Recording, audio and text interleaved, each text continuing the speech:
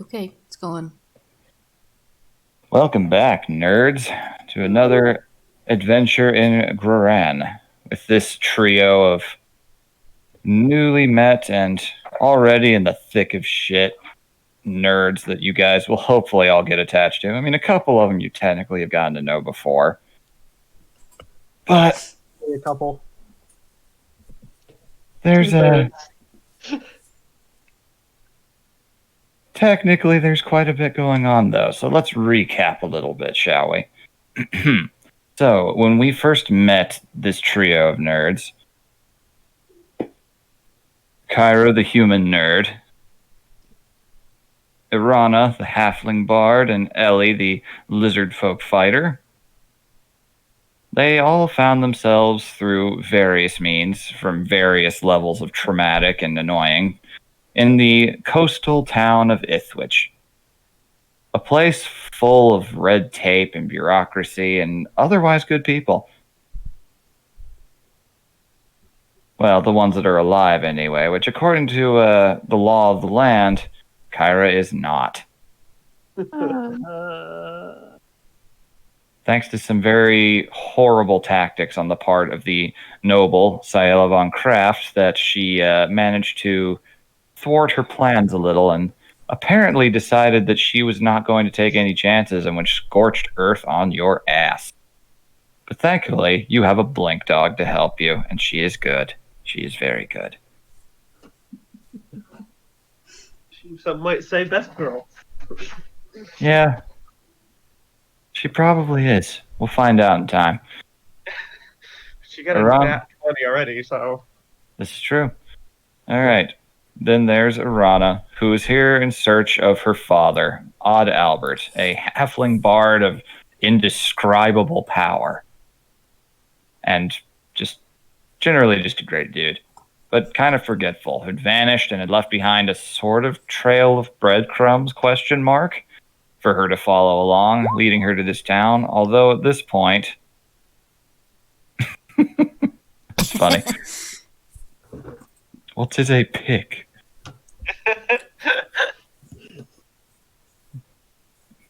Anyways, as I was saying, the trail is currently led to this town. Who knows exactly what that means or not? No one she's met so far claims to have seen him, and he is pretty unmistakable. I mean, he's halfling Weird Al. You could never miss something like that. Even if you wanted to. Indeed. Would you and want furthest, indeed. Why would you? I mean, seriously, have you heard that story about how Weird Al knew that he made it when he went to that music party? And one of the fucking Beatles, like, geeked out at the sight of him? Just imagine that, except that's everywhere he goes. And they've never even met him yet. With varying degrees of terror in their voice. Yeah, it's elation and a lot of excitement, just two different kinds of it. Anyways. And third and lowest on our tier of had a say in coming here was Ellie, the lizard folk who was from a very, very long way away, a small tropical island far to the east, who got taken by smugglers, befriended an old tabaxi cleric. They'd managed to escape out of the ship when they docked here and had been hiding out in the woods. Ellie found a really nice breakfast of Lion King-esque grubs and used them as bartering chips to manage to get some medicine for old Nako, but everything changed when said smugglers showed up and reared their ugly heads trying to wrangle a manticore that had broken free. They all did their damnedest and exhibited their unique abilities, working together in tandem to put down these smugglers surprisingly competently. But, alas, Johnny Law was on everyone's tail that day, and they were brought into the jail for questioning. Fortunately, their backstories jived really, really well with the goblin captain of the guard, Chosgor Rothnick, who then decided that he would listen to their cases. But even that wasn't necessary, because the highest level of power in the town called them out. They went and visited the governess of the city, Corinne Womack, from the Madrian capital, a divining wizard of exceptional power, who believed that the three of them had a lot of potential in helping out to deal with a very particular problem, people going missing in the night, of several different ages, with no real commonalities between them. And thanks to a very helpful gesture from an elven representative of the Adventurers Guild of this continent, they were all given the free reign and citizenship, which is very important, to pursue whatever ends they needed to resolve this. And they got their first lead like right out of the gate. Isn't that awesome? So awesome. When they were treated to the wonderful sight of the small shack that Ellie and Nako were hiding in set on fire, and one set of tracks leading away that weren't Nako's, and one dead body laying there that wasn't Nako either. What a mystery, right? That was humanoid with snake fangs. Well, they had fangs of some variety, yes. I think it specifically said snake. Well, I did, didn't I? Isn't that fun? Because we got a high investigation check. That you did. So You can see it right there. speaking of right there, you are all now still there in the moment, right where we left off. The sun has just about to crest down over the coastal horizon, though for you it's gotten dark a little bit sooner because you're surrounded by a bunch of autumn trees. The fire is starting to die down just a little bit, mostly smoke, as Gideon's spell casting is continuing to bring about rain and put out most of the worst of the fire. And he's just assured you that we are going to find this Nako. So, you three, and your little dog too, how are you meddle in this situation? Well, suppose try to. So, with last session, we find out there was no other leads in this area. There had just been people that were missing. You didn't inquire about other leads. I mean, specifically This specific spot. Around there, you found tracks leading away. That was about it. So, can I roll another investigation check to see if there are anything else? If you want to investigate around the area, sure. It's still burning, so you'd have to consciously choose to go into the building, but you can look around the grounds with investigation. It's starting to get dark, so you are running out of time for the advantage on those checks. They will be straight rolls. It doesn't matter because that was a 9. Thank goodness it wasn't that nat 1. Oh, wow. Wow. It was a 1 and a 2. Oh, Jesus. That is dangerous right there. Okay. Hold on. Roll 20. Stop. Roll 20. Roll 20. We do not need that. We have anxiety. We're millennials.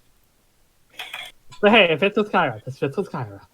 It does. It does. You'll get a nat 20 soon anyway. Okay, so. Yeah, unlike Kiva, who barely gets any. Yeah. She rolled pretty decently last time, but had a couple lower rolls. Well, we have just established that Kiva is basically Fantasy Cloud, so she has no luck. Yeah. You have no luck. Where Kyra has rebounding luck. It goes to both extremes radically, with no middle ground. All right, so you really do not see anything else around the grounds besides what you saw. The dead body it is really charred and bristled up, and all those teeth still weirdly standing out. Then you've got... Is the body on fire or just charred? It has been thoroughly cooked. There's nothing really left to burn. If you tried to... You could try to pluck out some of the teeth, yeah. Judging by the teeth, it looks like it's some sort of snake humanoid? What do I need to roll to take the teeth? Let's roll. It's still technically a creature in that regard, so let's do a survival check to see how much you can get. Alrighty. 10. 10, okay, yeah. There are literally, there's more than 100 teeth in this mouth. Oof. It is not that hard to get a few of them out, but as you do, you kind of accidentally break off the lower jaw in the process. It just kind of crumbles up like the end of Infinity War a little bit in your hands into dust. But you have quite a few. By this. No, you wouldn't be. You cooked your own meat over a fire all the time. Exactly.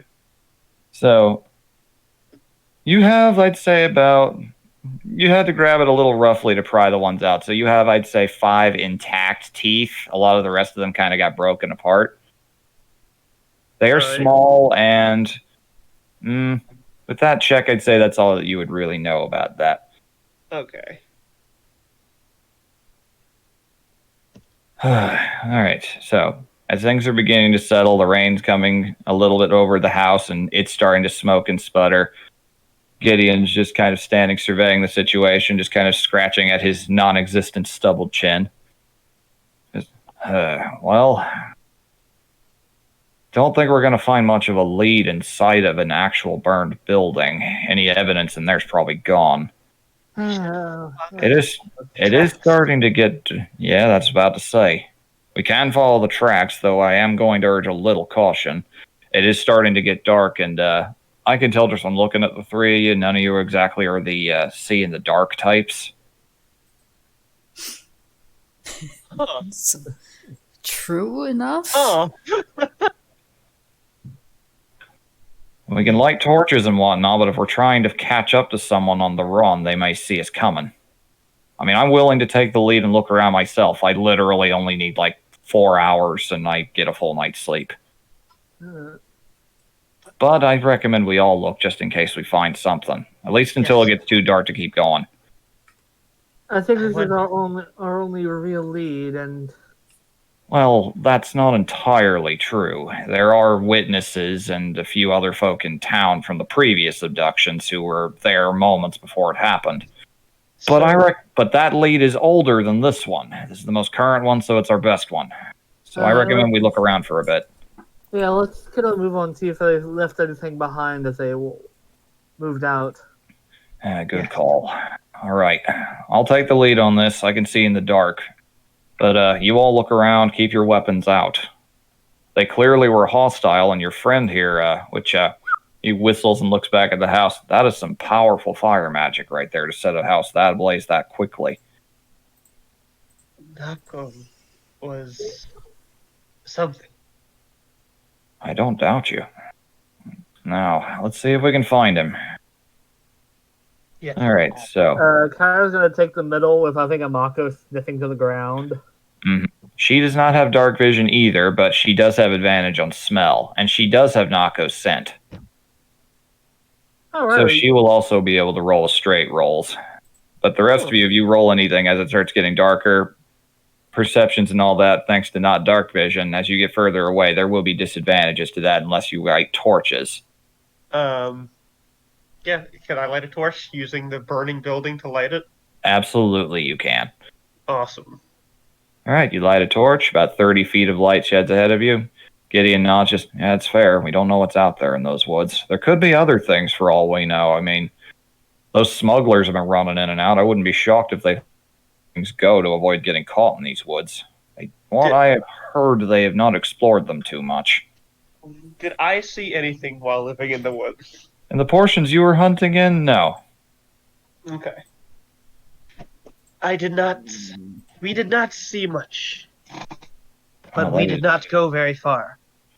That's probably wise. Well, hopefully that is exactly the case for what this is for us. All right, so as you guys all embark out into the woods, keeping close, operating by torchlight, I will need all of you to roll.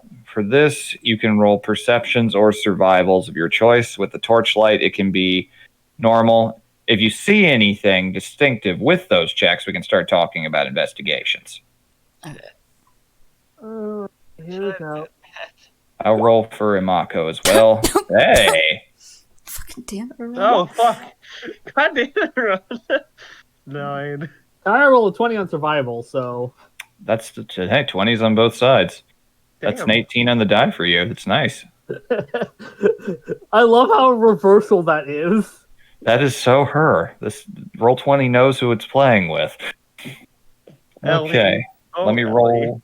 Let me roll for Imako as well. Let's smell, so she will get advantage on this for now. And the first roll's a nat 20 for her. I shit you not. God damn it, Mako. she does have his scent. It makes sense. Yeah. You got the smell off the cloak. Yep. So, as you embark, Ellie, at first, you're still a little too rattled at the thought of him being hurt. You know how old he was. He could barely move. You almost He had to was sick. carry him. Yeah, and he was sick, too. So, you don't know what could be happening with him or what kind of condition he's in, and it's making it a little hard for you to really look for signs. She is heads darting from side to side, looking for All right. anything, but not really able to see anything because she's Yeah. worried.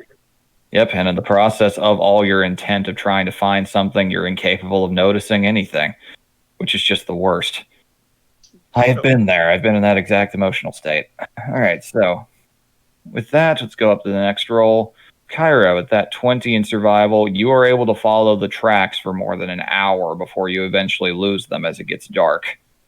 And thanks to the higher rolls from Irana and Imako's sense of smell, you're able to keep going with the trail. You do not fall away from the path. You are managing to keep onto the tracks because you had 2 goddamn nat 20s on your side.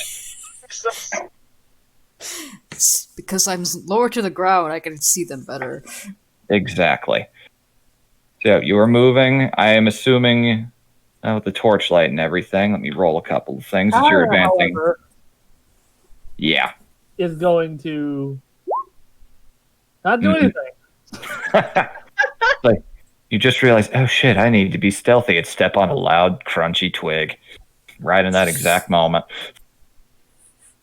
All right, and then let's roll a thing or two here. Okay.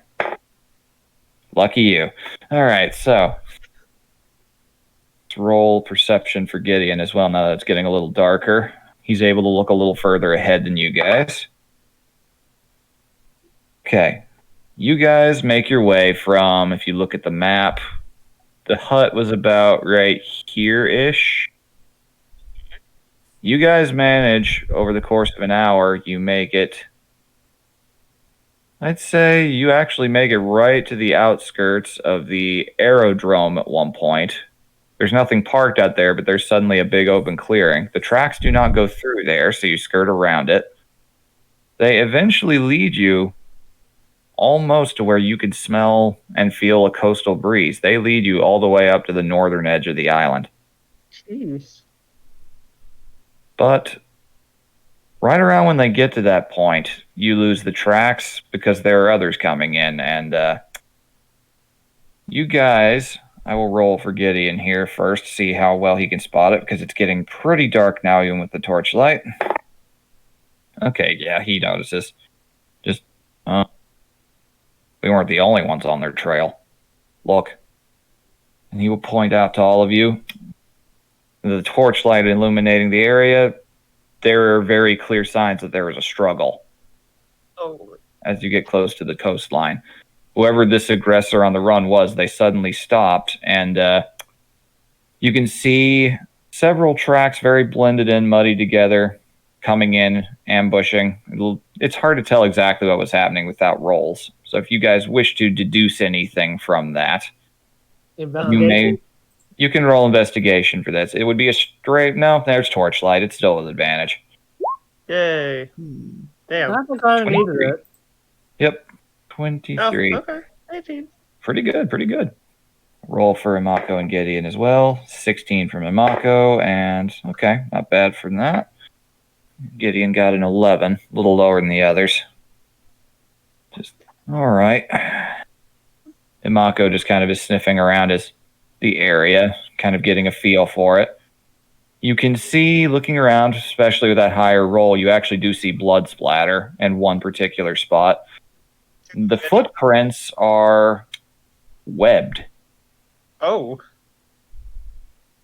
And very wide that came out. Since Kara is in it with Witch, does she know anything in the area that could be familiar with this footprint? Roll a knowledge history. With advantage, since I've been in this region for a bit. Just a straight roll for this one. Not that the DC wouldn't be too high for you. You have heard that up here in the northern side of the island, is where you guess you are, There are occasional parties of Sahagin that roam the coastline. Looks like our aggressor was attacked by Sahagin. Oh, shit, really? What are Sahagwin? Are we going by Sharkmen with 4 arms or Sea Devils with 4 arms for this campaign? These are Sharkmen, and not all of them have 4 arms. Most of them are just Sharkmen. Think of a shark, but like a man. Yeah, shark standing up on 2 legs. They can go in and out of water. What I hear, they can be prickly to deal with, a little territorial, but if you're good to them, they're typically good to you. Then maybe they saw the kidnapper? From the look of things, they more than saw him. Looks Looks like they looks like they kicked the shit out of him. tried to. Definitely. That is definitely blood splatter right there. Hard to tell if it was one of theirs or not. I don't know what color Sahagin blood is, but from what I know of them, they clearly had him outnumbered. There's 2 different sets of tracks here, different sizes. Looks like they ambushed him. Ellie puts her. Is the blood still wet? Roll a investigation check for that. God damn it! I have nothing. Oh, It's yeah, a straight so roll. The 16. DC would be very low for that. It's just determining whether or not, Is the blood wet? Yes. it's just a matter of whether or not you'd have to touch it to find out. All right, so looking down at it, it looks pretty fresh. Not even an hour old. Oh, this is fresh. Yep, and it has got quite the scent to it, Himako says, kind of advancing and sniffing at it. Ellie sniffs it as well. Do they break away the 2 different tracks, or all going the same direction? With your roll from before, it looks like in the clearing that you are in, they chased after the aggressor as they ran away after getting stabbed. Ooh. It looks like they pursued it all heading in one direction. We should be careful heading forth. Yeah, I wouldn't want to catch Sahagin by surprise. That wouldn't be a good call right now. Admittedly, if they could be out here still, if they're not friendly, that's a lot of potential things to run into. But we are really far on the trail. It'd be kind of stupid to give it up now. Let's keep moving forward, but strategically and stealthily. That's a good call. You know what you're doing. That's good. All right. So you are all pursuing forward stealthily. Yeah. Come on, Kara. We need. Hey. Oh my God. Damn. I will attempt stealth as well. Feel free. I will as well. Hey. Haha! Oh! Hey, you would have had. Yeah, well, you would have had disadvantage anyway, but hey, you all rolled pretty good here, especially for someone wearing heavy armor. Remember? That's true. That's true. It So, makes it a straight roll. That is true. I forgot that. All right, so Gideon and Himako as well. Decent roll from him, and that one from Himako. Shit. Don't worry, my nat 20 will balance her out. Yeah, it could be. This is technically a group check, and having a nat 20 and a nat 1 kind of cancels it out to rely on the others. Oh no. It's all right. Anyone have anything to say real quick? No. All right, cool. Someone was asking me if I had eye drops, which Gotcha. Okay. eyes are immaculate compared to Homa, which is funny given all my characters. Da-da-da-da-da-da. Finish. Yeah, you know what to say. The grass is always greener.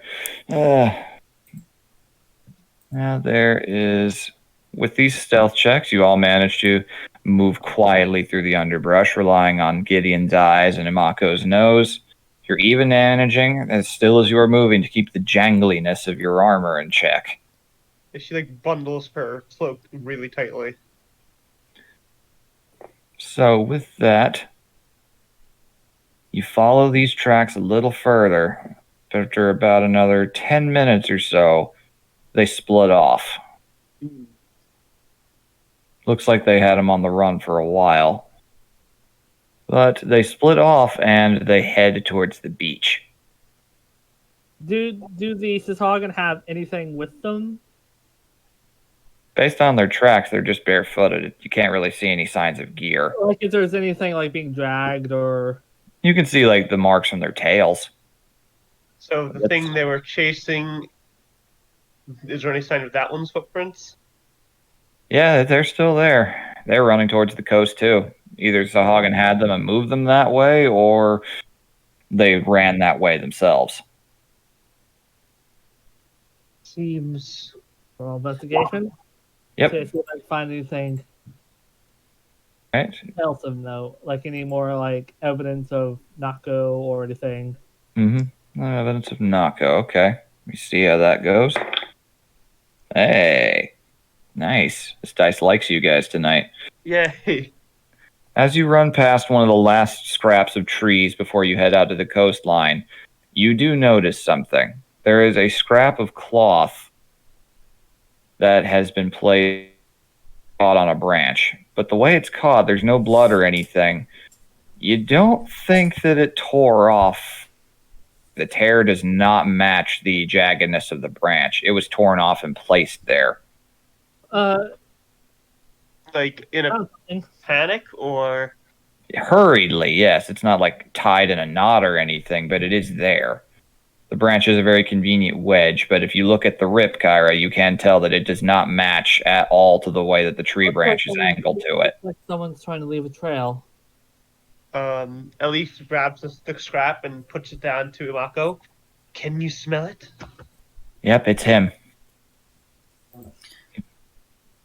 It's your friend, all right. Definitely unmistakable. But I don't smell him anymore. Well, I understand why, Gideon says, kind of walking forward down onto the beach. All three sets of tracks head into the water. Oh. That is interesting. Why would someone on the run from Sawhagen go to the place where they are 3 times as dangerous? Unless there was a boat at shore. Yeah, that's true. It's been long enough to where the tide could have swept away any sign of one. Or, more terrifying, they're also more terrifying in the water. That is also potentially true. Well, Predator versus predator. that's likely. Although Sawhagen don't really eat humanoids from what I've heard. Though I can't give you like 100% assurance on that. Either I'm way, going to do one last investigation check to see if there's anything else. feel free. Can I? 26. 26, okay. With the torchlight and everything. You do manage to see a few additional drops of blood still. It's getting much more faint as it's going along. Okay, I do have one thing. You find over in a nearby rock, kind of wedged in the low tide, because it's kind of a rocky shore and a little... You find something long, shriveled, and black, kind of just floating in there that has blood coming out of it. Ooh. Kind of tentatively picks it up. You're wearing gloves. It's okay. So you can't tell with the gloves on, but it definitely is slick. It reflects the light of the torch a lot, and looking down at the tip of it, it looks an awful lot like a squid tentacle. Oh.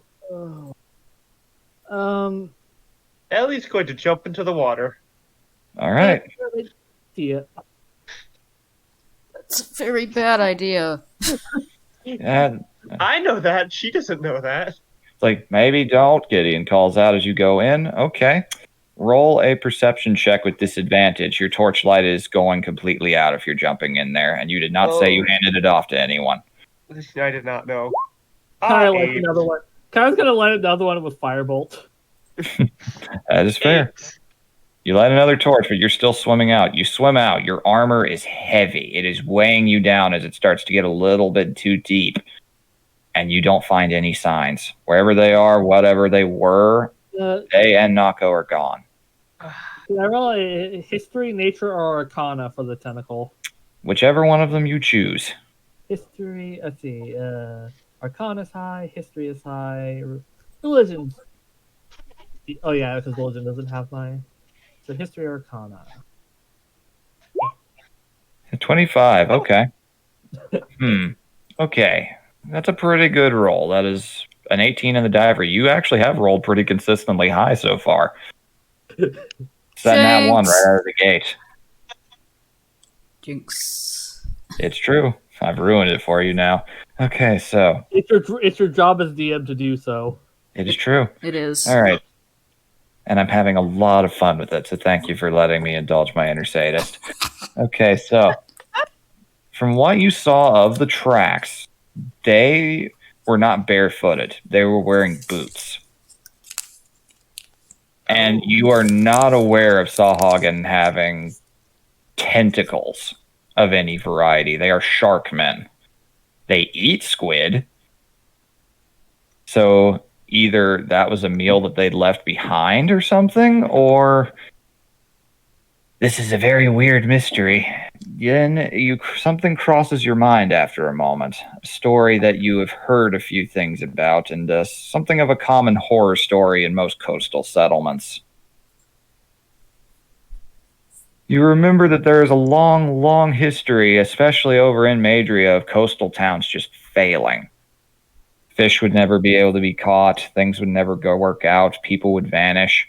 The reason why is because there is an ancient grudge between Tethu, the god of the sea, and the other gods of creation.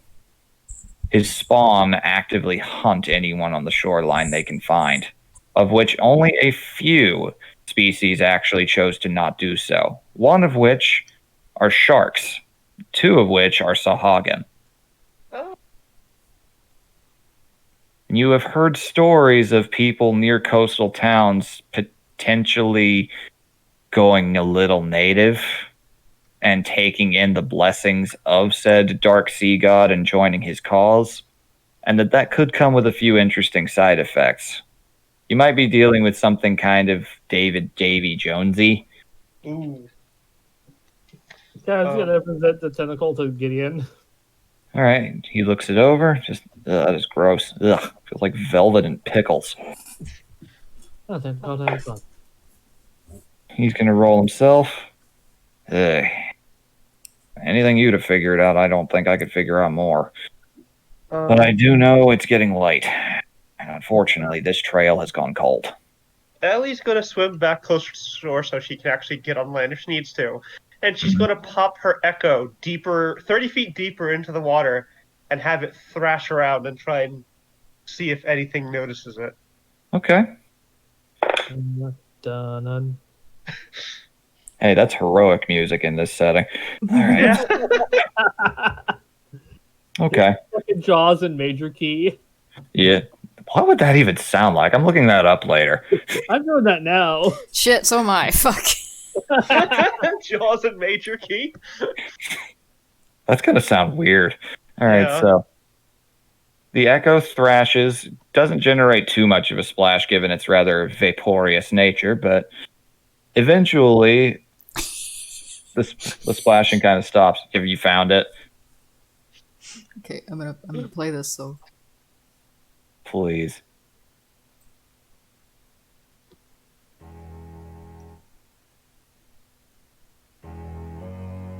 This God. is for real. Sorry for the distraction, folks. We got hit with a very weird thought. What the hell is this? it sounds like robot farts. It really does. Okay, that's All right, that's it. that is fascinating. We live in such a magical world. I'm sorry, John Okay. Williams. All right, done. Echo is like Instead, I raise you redemption. The value of it. That's probably sounds a little more dignified. Okay, so you guys, the splashing around, eventually there is something moving towards you in the shallow water. You can't see it super well, but in the dim light of the torch, you eventually see a fin cresting towards you. and a probably about 12-foot long tiger shark just kind of parks right in front of you, just looks you over with this look of concern on its face. Aww. Wait, me or the echo? It saw that the echo wasn't there. They have electro reception. Oh shit. Okay. It's just kind of Ellie- looking like how sharks, when you really look at it at a certain angle, kind of have that "OMG, are you okay?" look on their face. Oh, Ellie puts her hands above her head, trying to make cat ears, It would tilt its head if it could. and motions deeper in the water. It just kind of stares at you for a moment, then starts swimming towards you, bumps you with its snout, and starts pushing you towards the shore. Sharks are dolphins in this setting. Sharks are nice dolphins. Ellie pats the shark. Its skin is rough to the touch. That's hers, so. You advance back to shore, not entirely of your own will, and as it pushes you, kind of slightly breaching itself up onto the beach, it just kind of makes this little sound and kind of pushes itself back and swims off. Shark bros. Love them. It's like, wow, that was a hell of a thing. She waves to the shark. It would wave if it could. Aww. It's like, huh. Very Great White Sharks would make really good dolphin shows in this setting. Bet they would. All right, so Gideon just kind of looks over. Everyone's like, well, it clearly doesn't want you to go out any deeper. It's not safe, I imagine. No. Oh no. These parts. You don't know this. You're not from around here, miss, so I'm going to assume you don't know all the stories about the sea god and his giant revenge boner and how he sent... We did not travel far out to the sea. Good. Someone knew what they were doing then. We spent our time in the forest, Mm. living from there. Well, then forests get pretty dangerous at night, so I'm gonna Yes, they recommend do. I'm very sorry, but this trail's gone cold. He's Oh, clearly all right. He was clearly all right though up to this point, which is good. Which does mean that the Sahagin didn't get him back themselves, but it also means that he was okay enough to do that. Probably thought you'd find him. Oh, Ellie looks very sad when he says that. So does the scrap point to the shore, or is it go It is deep? It is on a tree, right at the edge of the shoreline, and the footprints were heading towards the shore, so you assume it's pointing towards the shoreline. Ellie Well. looks very sad, and sits down on the beach and just kind of looks out over So the roughly, ocean. we're right here, right? Yeah, right around there. I'd say closer to here, actually. And it points out to sea. So Yep. Whatever that means. I mean, we can investigate this lead further in the woods tomorrow, or when we've got some light in our side, or we can look into some of the other leads and see how they line up. well, what I know of the area, and this might narrow it down to Gaping Bay a bit, or the reef, or some of the outlying islands. Nako cannot swim. If they meant to capture him, they would not bring him into the ocean. Well, you don't know that for sure. But we will look for answers. You've got my word on that. It's our job. And they clearly got away, even with a couple of Sahagin on their sides. Also, did you fucking eat last session? Say what? Did you fucking eat last session? Nope. I think it was. Oh God. Besides, you did eat a little bit of the... Prison bread? Yeah, you ate prison bread, which wasn't bad. It wasn't hardtack, but you're feeling hungry it again. was fucking Wonder Bread. Yeah. I imagine I'm out of grubs at this point. Yeah. Oh. Look, let's all head back to town. Get some rest. I don't need as much sleep as a lot of you do, I can already tell, unless he looks over at you, Arana. You don't do the trance thing, do you? The what? Good answer. Okay, that answers everything I needed to know.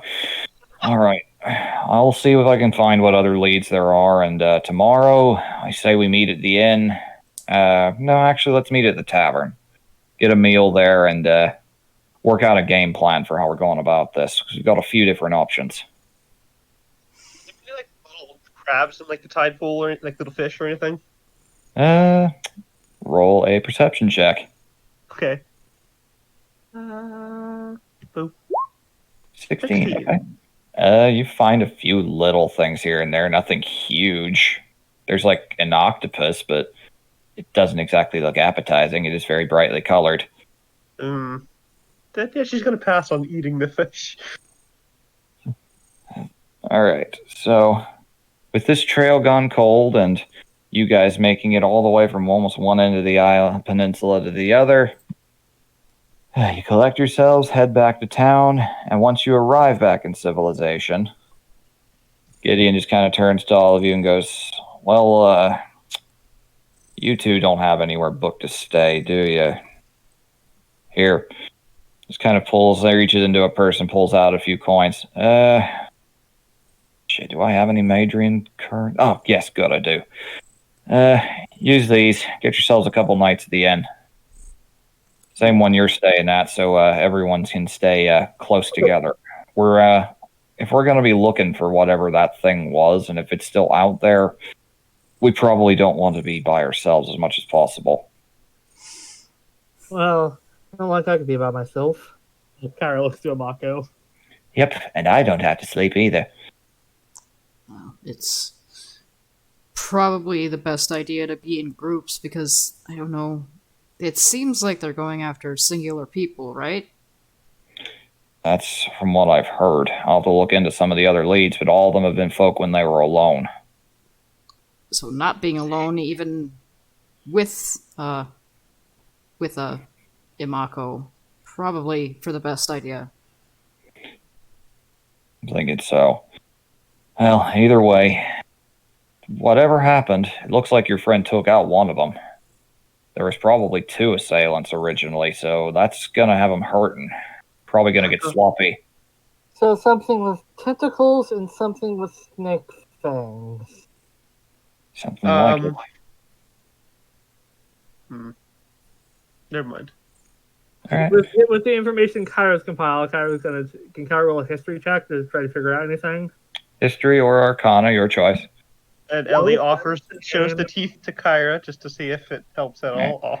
That does not give you anything new. As of right now, you have an idea about the whole sea spawn thing. Potentially someone that's been cursed and plagued by the sea god's maladies, but you don't know enough to really make anything definitive out of that. You just know that Sawhagen went after him with a vengeance. They were out for blood. Chased him into the water. And Ellie saw that. At least, sharks are super nice. Yep. That was adorable. Hey, and I'm gonna go get something to eat before we crash. I mean, it is a little late, but the tavern would be open. Why not? I'll treat you. That's where I wanted to go in the first place, but That's where Kyra was heading, but Plot happened. shit Alright, happened. Alright, so there still was. you were As walking. As Go they're ahead. going, Ellie's going to ask if she can make a stop by near where they found the manticore. You'd be passing through it, actually, so. Fantastic. A lot Are of the debris and shrapnel and wood splinters and whatnot have been swept up, but if I know what you're looking for, so you can Yes. roll an investigation to see if you can find it. Oh, come on, Ellie. Ellie, no! Oh, What are you looking for? it is not there, so. No! What are you looking for? The spike. It was very large. Very sharp. Oh! It is not there. Oh! Okay. You find the exact pillar that it was embedded in, and it is not there. It was probably taken out by the guards. Because, I mean, that's a manticore spike. It's evidence, and it's also dangerous. Yeah. She sighs kind of disappointedly. I hoped you'd find it too, but a nat one. Oh no, not one. And a double two. I mean, That is I, a 2 for you. That's a sad part. I could attempt it, but at this point, I think it's gone. Yeah, Well, let's see what luck decides. you can look. You may find something else. You never know. All right. Yeah. 15. Still no barb. Oh, It has Damn it. pretty evidently been taken. I mean, if you really, really, really want it, you can like go talk to the guard captain, ask him maybe. about it. It's an option yeah. if they have it or not. So you pass through it. Gideon just kind of looks a little confused as to why you look suddenly so frustrated. Yeah. Although I She assume you have your hood up again now that we're in civilization. Oh yeah. She had it up the whole time until she jumped in the water. Gotcha. Yeah, Kyra, I'm gonna flavor it as looking to. I can imagine Ellie is making such a big deal in her scramble to find something, and Kyra's just doing a. What the are you? And then Irana gets involved too, and it's like, We're just. What are we looking for? Urana, like, pulls Kyra aside a little bit. What are we looking for? I don't know. As Ellie's like lifting up a piece of wood. They're like, And Mako just sniffs around as well. Just, what the hell? I'm into it now. I'm invested. I don't- Whatever it is, it's clearly not here. Should we keep looking? I'm pretty famished myself, Gideon says, standing on the other side of the square. Pretty hungry too. let's let go. us go. Let's go get some Diddy and go to bed. All right, so you guys managed to find, walking down the street, pretty noticeable. It is easily the liveliest building in the area. Most of the folk are already going to bed. So you guys can plop yourselves right here at the entrance. All right. Oh look, a bunch of generic humans and some green thing. Oh, and a goblin. Damn, Kay. Racist. Yeah, the human character is being racist. God, that makes way too much sense. Surprise. All right, so you guys find it, and you see the swinging sign that shows it kind of almost has like a proto Sanrio aesthetic to it, of a very cartoony looking tusked frog Oh, cool. with the gold trim written around it, Pollywogs. I love it. I thought you were going to call it the Boulder Toad, and I'm very disappointed in you. Hey, that's their sister site. Ellie looks at the sign, like narrows her eyes, and then like tugs on Arana. Hmm? What does it say? We cannot read it. You can't read common? We're going to have to work on that. That was out of character. You can't read common? She's still learning common. Okay, well, Irana slowly sounds out the words on the sign and, like, shows her how those specific letters sound out loud. And she says, Pollywogs. And that's this. Pollywogs. It's a play on words. We'll work on teaching you common. Believe it or not, it really will not take that long.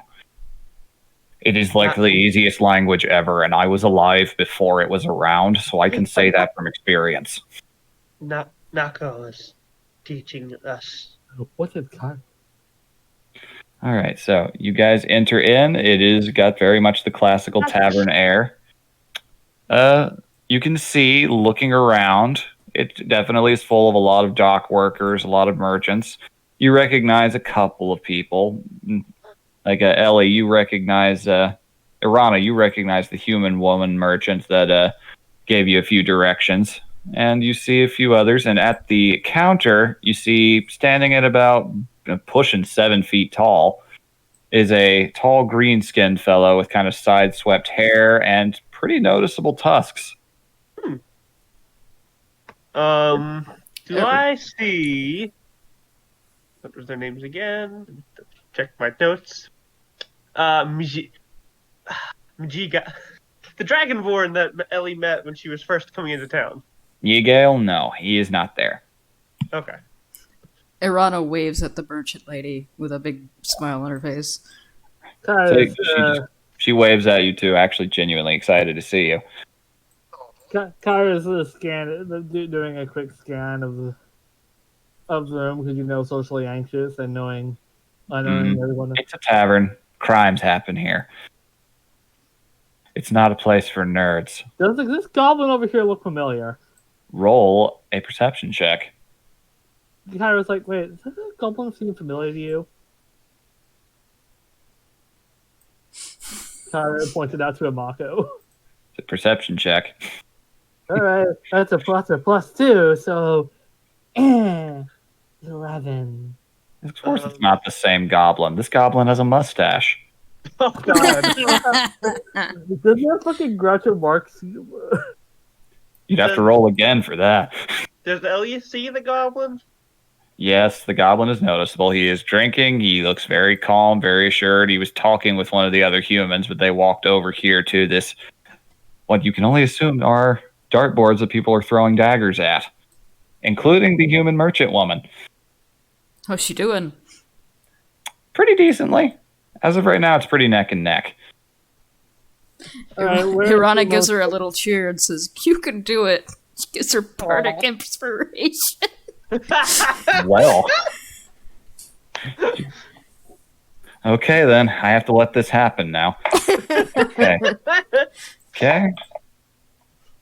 Okay. Roll that other thing. Roll them bones. Okay, yeah. The guy throws his dagger. It hits fairly close to the bullseye. She decides, just feeling confident all of a sudden, does a trick shot with hers and hits it at an angle on his target so hard that it dislodges his knife and it falls to the ground. Yeah. Woo! Irana does a little cheer. That's her first friend in this town. First person who was nice to her. Just welcome inside. Find a seat. We'll see what you want. And Kyra, you also notice looking around, you actually do see Archibald, the guy from the front gate, as well. Where is he? He is right at the bar. He is a little red in the face. Looks like he's had a hard day. Oh. Oh no. Do I see anyone I saw during my truck through the town, like the gnome? You do not see the gnome. Damn. Elliot's made no new friends besides these three. Oh. Alright. Kyra's gonna go over here and drop off a gold coin. Much obliged. For his drink. The half-orc just kind of much obliged. He doesn't notice you're there yet. His head's just kind of resting on the bar a little bit. It looks like he's maybe had a few. It is kind of late. All right. Big table over here is open. Let's take this one. Gideon just kind of advances over. All right. He pulls out, reaches into his coat and pulls out a few things. After a moment, the half-orc comes over. Haven't seen your faces around here much before. Welcome to Polly Wogs. Name's Polly. You probably can guess where the joke comes from. What can I get for you? No, we do not. Well, I'll have to tell you. Some other time, though. It's pretty late. I don't know if I've got it in me to do it a Raj right now. So what can I get for you? Something to eat for mostly. All right. Do you have meat? He laughs I just realized, oh shit, wow, you were serious. She still have her hood up, by the way. Yep, what kind? We have not had meat in a while. I like that Ellie's like, I don't think I'd get this far. Exactly. It's how? Well then, house decides then. What about you, miss? House? Takara or Arana? This is specifically at Arana, looking over at her. Okay. Well, she kind of thinks for a second. She goes, "I'll trust the house too." Say, this kind of does that little pointing and smiling thing at you a couple times, little rapid finger guns. Looks over. You miss? What did Mako was thinking about? Imako smells all the meat over there behind the counter. It's like, Some sort oh of my god. some sort of meat sandwich. So, all right, that can easily be done. Good thing I still got some stuff left. Last call's in about an hour, so feel free to enjoy yourselves. After that, I'm ready to leave. And he gets so weirdly serious when he says that, but then the jest immediately comes back. Like, shit. All right, enjoy. I'll bring it all out to you. Oh, you, sir? Looking over at Gideon as well. Like, what the hell? I worked a good bit today. Best whiskey you got. And nothing besides it. Whiskey? Like, I don't think you're emotionally old enough for that, he says, looking over at you. And besides that, smell some aged cheese over there. That smells pretty good. I'll take some of that. Not really, I've had my protein for the day. It better not have come from Brigadoon, I swear to God. It's cheese. Coming right up. And he just kind of walks back over to the bar, getting a few things ready. And Gideon just kind of sits down, pulls out a roll of parchment out of his coat, rolls it out, and it is a very detailed map of the town, much like the one you guys were looking at earlier. All right. I might as well go over a couple leads now while we're here. I was going to do this during the morning, but this way we can hit the ground running once we're all up. Okay, so we were about, by my estimation, he points up at the area around where, basically traces out the route of your chase through the woods earlier. It's like, so somewhere in there's that trail. It's cold as far as we know, but there may be things we can find out there in daylight that we couldn't during the dark. And who knows? That shark was willing to help you pretty good. For what I hear, they're pretty tight with Sahagin, so maybe you can find some of them and speak to them. They chased off our pursuers, so that's also one of our easiest direct lead that's actually seen. And we do have that is a pretty hot trail comparatively. Yes, but we should try and speak to them. Definitely worth trying. But in contrast, there's a few other things to go over too. The last disappearance before this one was 3 days ago, and it, from what I have heard from the governess, was a goblin child, about 9 years old. I might go and try speaking with the parents myself. It was over here. I will go back very temporarily to the Ithwich map. He traces out your guys' path, and he says that over here in the little Nilbog quarter, on the exact opposite side of town from where you were, is where that disappearance took place. It's like, that is on the opposite side of town. That lead is not that old either. I'm wondering if I could potentially find some connections there. It is far. Either way, what about the other disappearances, even the old ones? Well, the most high-profile one was the priest about 3 weeks ago. Do they form a pattern around the island? That's the thing. I haven't, compiled all of them yet. He's kind of pinning in the locations he knows of as he goes along.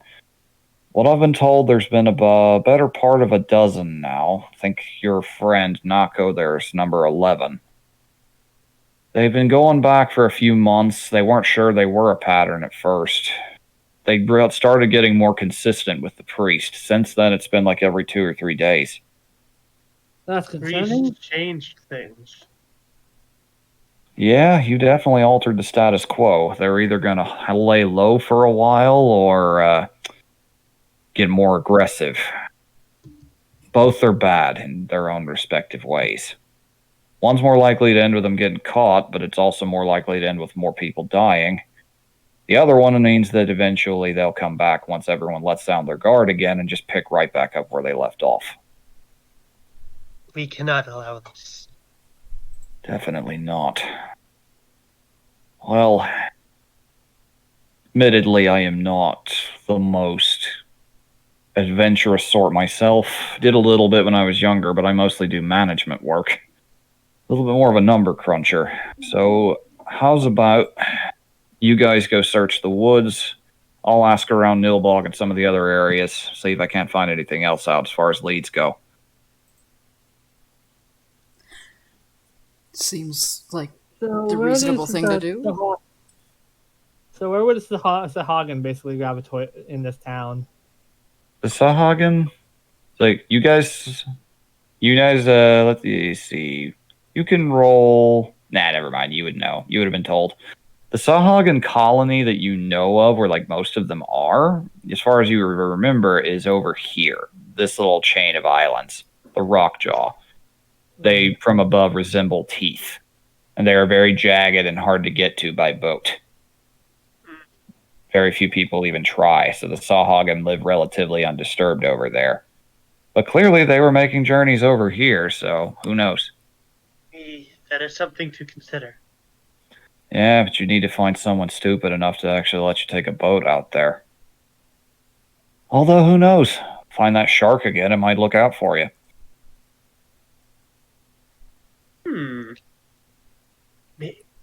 Tomorrow, maybe we should go out. We should go out there again. I think that's a pretty good idea on your end. You'd all be able to handle yourselves pretty well. If things get really bad, he kind of pulls out his badge himself. So you press on this enough, and it can send out a little magical signal of sorts. Other guild members nearby will be aware of your location in case things get bad. Ellie pulls hers out and starts pressing it. Yeah, exactly like that. It's buzzing in my head right now. You all kind of hear like a telegraph sort of sound in your head temporarily as you're all holding them. Stop. It's like, yeah, there's no need for that. It's designed to get your attention, and you have gotten it. She nods. Just be careful out there. I don't know exactly what we'll be running into. If you absolutely need anything, I can come out and get that goblin friend of yours from the guard to bring along some folk. They don't go out into the woods much, but I think he liked you, so wouldn't worry about that. He was very helpful. Yeah, I got the feeling he's probably tasted the back end of had to kiss Madri and Arse enough to know that he's not fond of the taste. Which I imagine is a very common thing. No offense, and just kind of looks around, make sure no other humans nearby could say this. Your homeland sounds like a piece of shit, all frankness. Jazz music stops. It actually does, yeah.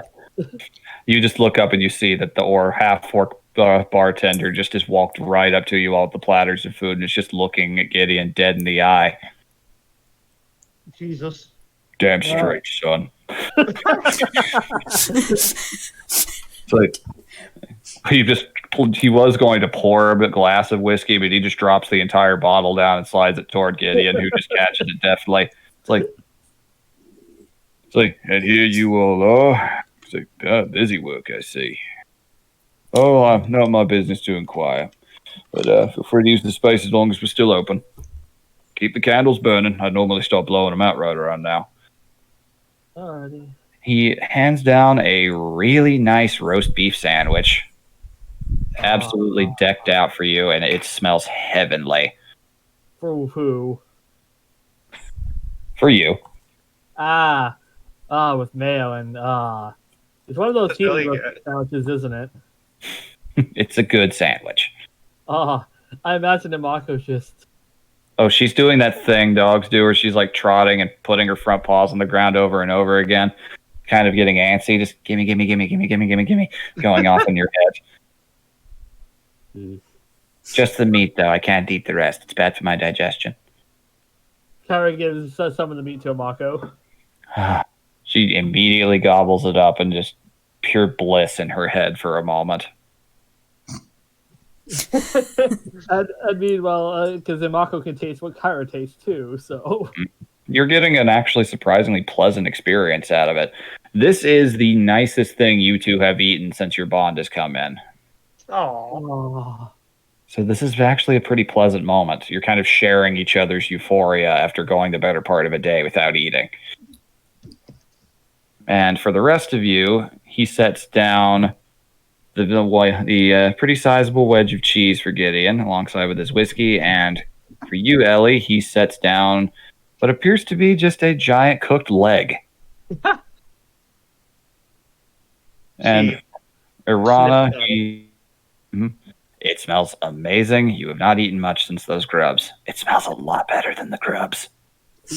eaten properly cooked food before. It smells similar to what happened when you cooked it over a fire, but it's been seasoned, so that's different. This is a little foreign to you. Yeah, she's never had seasoned food. She's looking at it kind of confused. And for Irana, he sets down a much smaller portion of meat. He's making a lot of assumptions about you.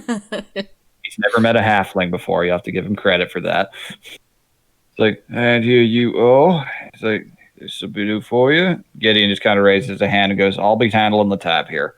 It's like, it's on me. You ask for anything else if you want. I'm actually pretty affluent in that regard. And it's a pretty nice little collection. It's almost like a little deli tray. It looks like it's meant for something dainty and small, like something you'd serve to a gnome.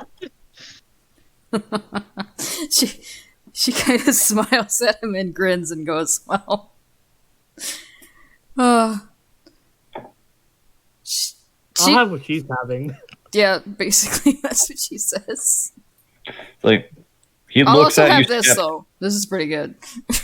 Like, he will incite you for that. Well, I mean, if you're paying, he writes it down and walks back over behind the counter. Ellie, pinches a piece of the leg between her claws and rips off a piece. And gingerly puts it in her mouth. Oh, man. You know that scene in Ratatouille? Yes. You kind of have one of those. Except it's over an entirely new experience and not based in nostalgia. The next second, the entire leg is gone. Mm-hmm. People were kind of impressed. If there was a Dragonborn in there, they would have been all like, damn, as if watching you gape your jaws open and just stuff it in there as fast as you can. This is amazing. It's like, oh, you poor child. Gideon then breaks off a little hunk of his cheese and tosses it over at you. Compliments. She snaps. She tries to catch it out of the air with her mouth. You managed to do so. I will allow that. You have very quick reflexes and you're very hungry. Yeah, she just catches it midair. You get to taste seasoned meat and cheese together for the first time. Ellie.exe has stopped working. Ellie crashes for a moment. There's a blue screen in her eyes. You hear Windows 95 startup effects.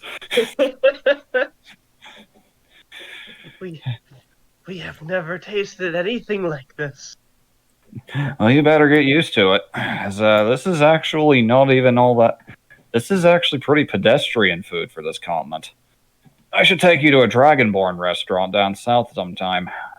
They like their meat hot, though. I will warn you of that. They have a pretty high heat tolerance for the most part. We have burnt food before. Oh, not like this. Oh, I mean, your tongue will feel like it's trying to kill you. Nicole's assistant, she tried that. Ellie holds up her tongue whip, confused. She didn't like it. Took it as a challenge. We will try. I rather like it myself. He says, just kind of taking a bite out of his own food, and totally not because the DM is hungry and is taking an opportunity to eat in and out of character. Hey, so is the player. Meanwhile, I am waiting for dinner. I had some cold pizza left over. Irana's plate is gone, but she is patiently waiting for the rest of her food to come. All right, he brings out the other leg, and he just kind of looks around for a split second, just deep apologies, miss. It's like, normally the eyes are bigger than the stomach, but I'm pretty sure yours is the exact opposite case. he can stand there and watch her demolish it in like 5 seconds. If he would like. Is there more meat? Looks over at Gideon, and Gideon just gives a little 2-fingered salute. It's like, seriously, it's fine. We're starting to work together. I like to make a good first impression. So Kyra's just sitting there like, your portions are much more dainty compared to these other two absolute gluttons, and you're a little surprised by that.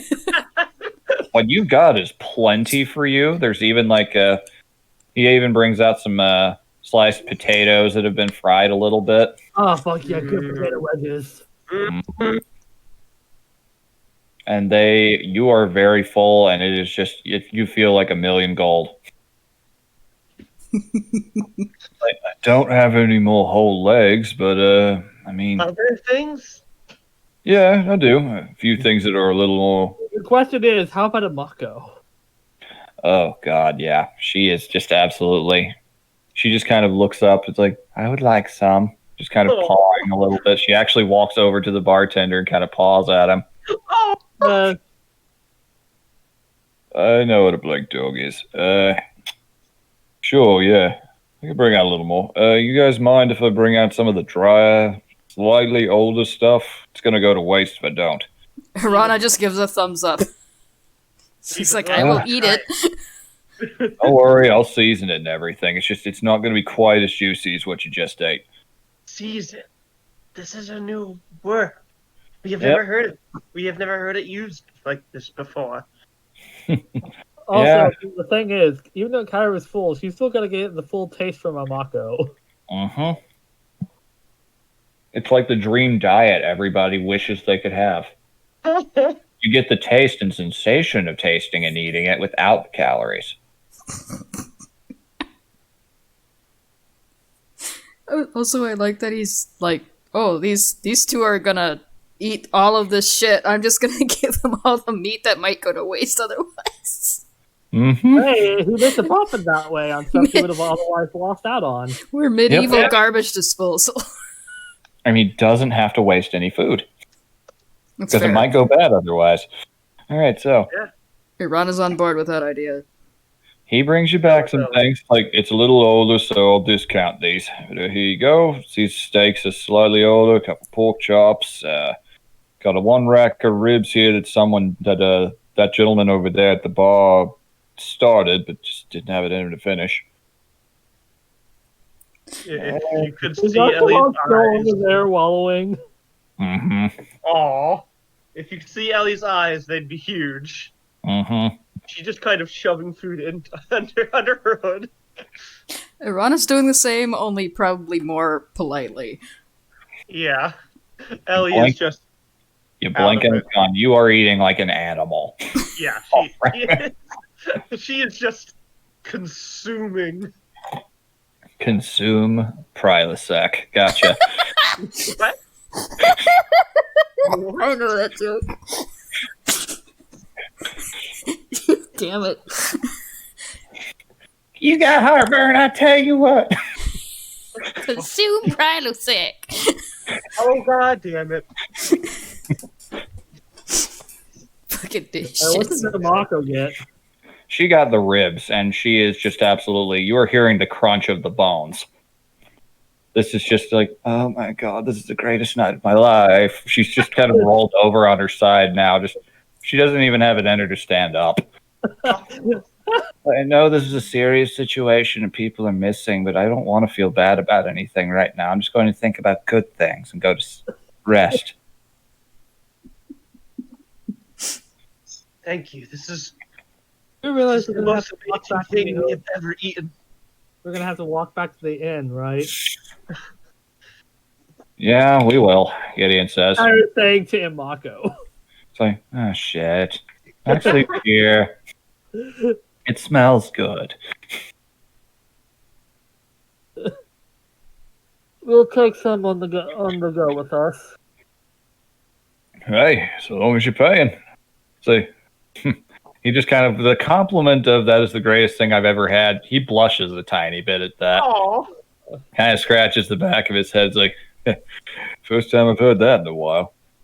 The thing she did last session with the goblin, where she like took his hand and put it to her forehead, she tries to do that with the half orc.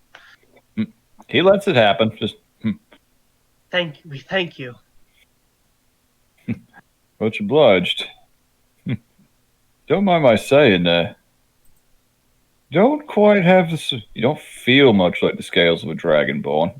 Had a few in here before. The scales are a little different usually. Immediately tenses. We are. What was the word that she was taught by Nako to use for dragonborn? You are. Well, it is dragonborn. You were just taught the word in Draconic to use. Okay, yes, we are dragonborn. Gonna roll insight from him on that if that response. Very good roll on his part, even though he's not the smartest of lads. Should I try deception? You don't have to in this case. Yeah, it's fine. Like, he just kind of he slightly leans back a little bit and his eyebrows up, just kind of in a "oh shit, did I offend just now" kind of way. It's like, hey, your business is fine. Hey, you're in a college town. That's a macroaggression buster. Please, he's the bartender. You know they can't keep away from him no matter how much he microaggresses. All right. Listen here, you prissy little shit. We're the only tavern in town, so if you want booze, you're stuck with me. Yep.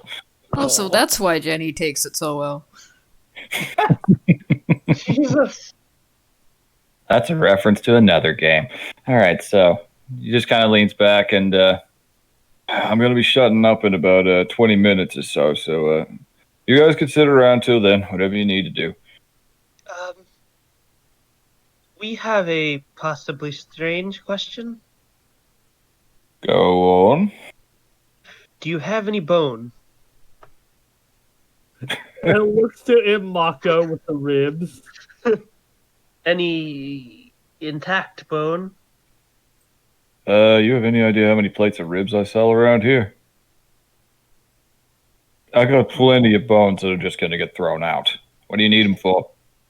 I would like to experiment with them. That one gets them a little bit. Not cultural thing, not you know what. Insight once again. Kyra explains. Looks over at Gideon as well, and Gideon just again does the exact same. He hasn't even moved. He just does the exact same little salute again, and it's fine. I'll handle it kind of way. He's clear. He's giving off the energy that he's the chaperone here. She pulls out the teeth she collected earlier and shows them. We like to collect pieces. Trophy hunter then. I mean, not trophy. We pulls out her shield made of crab. We like to use them. Huh. That is one mother of a crab you've got. Sheesh, Yes. That thing probably packed a wallop. Sure, yeah, I don't have anything that impressive, but sure. Just kind of, he walks back. I'll have to step out back for a minute to do that, though. I may have thrown a lot of them out already. And he just kind of makes his way there. The lights outside in the city, the lamps and all that are beginning to dim. It gets quiet in there as people just slowly funnel out. Archibald is still just passed the hell out over there. Oh. Eventually, everyone just starts leaving. The human woman from the shop just kind of, she does briefly walk over to you. Irana just said, well, it's like, there you are. Came in a little late for a performance, I guess. Yeah, unfortunately for tonight, I think everybody was more interested in eating. Yeah, it happens. No worries. Had a bit of a day. Oh, I bet. Heard about that commotion over there in that market square. Something about a monster breaking loose? Something like that. She looks at Gideon like, how much can I say about that? The investigation is ongoing. Still chewing on a piece of cheese and just holding up his own badge. And these 4 lovely individuals here have all agreed to assist me on the case. It's guild business now. At least we like to think so. Oh, really? I've heard a lot of stories about folk from the guild. Does that mean they're potentially moving up this way? That is the plan. Once the railway gets built, especially. Venturing folk coming up north wanting to try out a little bit of the human culture without actually going all the way across the pond. Not everyone can afford an airship. I hear that humans are... You're talking to a human right now. She's still new to this. Interesting. She just kind of laughs. That's fair. That's We one kind way of to put it. We can be. Depends on where we're getting our money from, usually. Anyway, I didn't ever actually introduce myself. My name's Della. If you need anything tomorrow, feel free to swing by my stall. I beat Roderick over there in a knife fight, so I get the best spot in the square tomorrow. Oh, congratulations, she says with a cheeky-ass little grin on her face. It's like, yeah, it's you funny. Felt strangely inspired in that moment. But anyway, I need to be getting home and getting some rest. I've got a long day of setting up my wares again tomorrow. But good seeing you, and if you do come and perform here, let me know. I would love to hear it. I'll let you know. I was about to ask the bartender if I could come back tomorrow, if we have time for it. Absolutely. Anyway, till tomorrow then. And she kind of just gives a slight bow and walks out herself. Della, her name was? I'm going to write that down. Della. Yep. My new friend. Mm-hmm. I made a friend. Ron's going to make lots of those. Mm-hmm. Has Zamako regretted her gluttony yet? Not yet. But she's not moving right now. She's just doing those long doggy sighs that they do, and they're just in an absolute state of bliss. She hasn't had this. Is she just on her side, just absentmindedly just licking the thing? Mm-hmm. One of the bones is kind of spinning around in a circle. Aww. And as you're all sitting there, just kind of enjoying as it gets quieter and quieter, everyone walking away. At one point, from behind you all, Kyra, you do not have time to react to this. There is a bright flash of light. What? You turn, all of this light of it, just all of you shielding your eyes for a moment, and you see holding a small square device is another half-orc. A woman that had been sitting incredibly quietly over there in the chair, near a bookshelf, just... Oh, most interesting. Ellie jumps to her feet. She kind of, taking a look at her, she is wearing a pretty solid leather garb. Doesn't look like she works there by any stretch of the imagination. She has goggles over her eyes, but it's no mistaking the tusks and green skin. And she has got multiple stains running up and down her bare arms, which are surprisingly muscular, in spite of having a somewhat more slender frame than the other half-orc you just met. Why have you done this? Magic, my friend, magic. Hold on one moment. You are magnificent, must say. Never seen a dragonborn quite like you. You are quite the stately and distinctive-looking human, and that blink dog is rather remarkable, and I'm not even sure what you are, but I love it. I love your whole thing. Are you hunting us? No. I've just, I have captured you in a way, though. Nobody shall capture me. Us. Too late for that. She's kind of spinning dials in this little thing that she's holding. She plants it down onto the table. Oh no, paparazzi!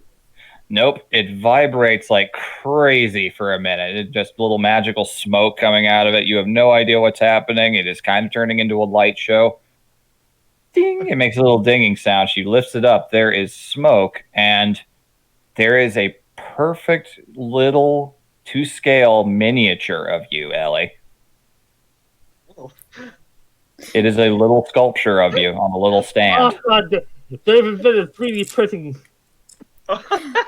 Irana looks at this process and stares at this little statue and turns to the half orc and goes, Okay, "That Elon. is the coolest shit I've ever seen." Ellie just goes right over. Okay, Elon Tusk. Fuck. That's And, good. I'm writing that down. But that is not her name. She gets really close to the miniature and It's got the hood up, so it's not like she's seeing your real face, but it's got the long tail. You are in a weirdly heroic looking pose with your weapons in hand. God damn it, they turned Ellie into a D&D miniature. Yep. oh my god. Oh, I want it. She I can't believe our official, the official non-sponsor of Hero Forge, guys. 100% not sponsored. Yeah. What's next 100% non-sponsor from Die Hard Dice? Don't I wish? All right. I will shill for you guys. I will shill like hell. She gingerly picks up the figure. It is not articulated. It's just kind of in a little static pose, but it has even been painted. It looks She's super delicate with it as she carefully picks it up and looks it over. You have captured us? captured your likeness, you see. Name's Polly Wog. Spelled differently than my husband's. Oh, you two are mates? Yes, as a matter of fact, and a little more so. She kind of elbows you just slightly at that. Confused lizards? What's this? We are mates, business partners, spouses, and everything else in between. I've been working on several different experiments over time, trying to make sure about finding something, and I am so glad this one is finally starting to work. It creates a miniature of you, you see. Most of the ones I've had up to this point have been very generic looking, and she kind of walks over to this bookshelf, opens up a drawer on it near the bottom, and pulls out like these little, very basic bitch looking human peasant figurines. Oh. Not everyone's been willing to cooperate with it. They think I'm stealing their soul or something. Can you do that? No. Look at with shifty eyes. Like, that's the most ridiculous thing I've ever heard in my life. Shifty eyes. Anyways, once I get enough of these and get the design... So once I get enough of these done with and get enough to where I can make the designs and replicate them comfortably. Insight? You have no idea if she's telling the truth or not. This woman caught you by surprise. She is an enigma. And I just think this is cool shit. How much Nicole vibes am I getting from this woman? There's some similarities. You have a feeling that if Nicole knew about this particular device, she would want it for herself, or for her to make another one.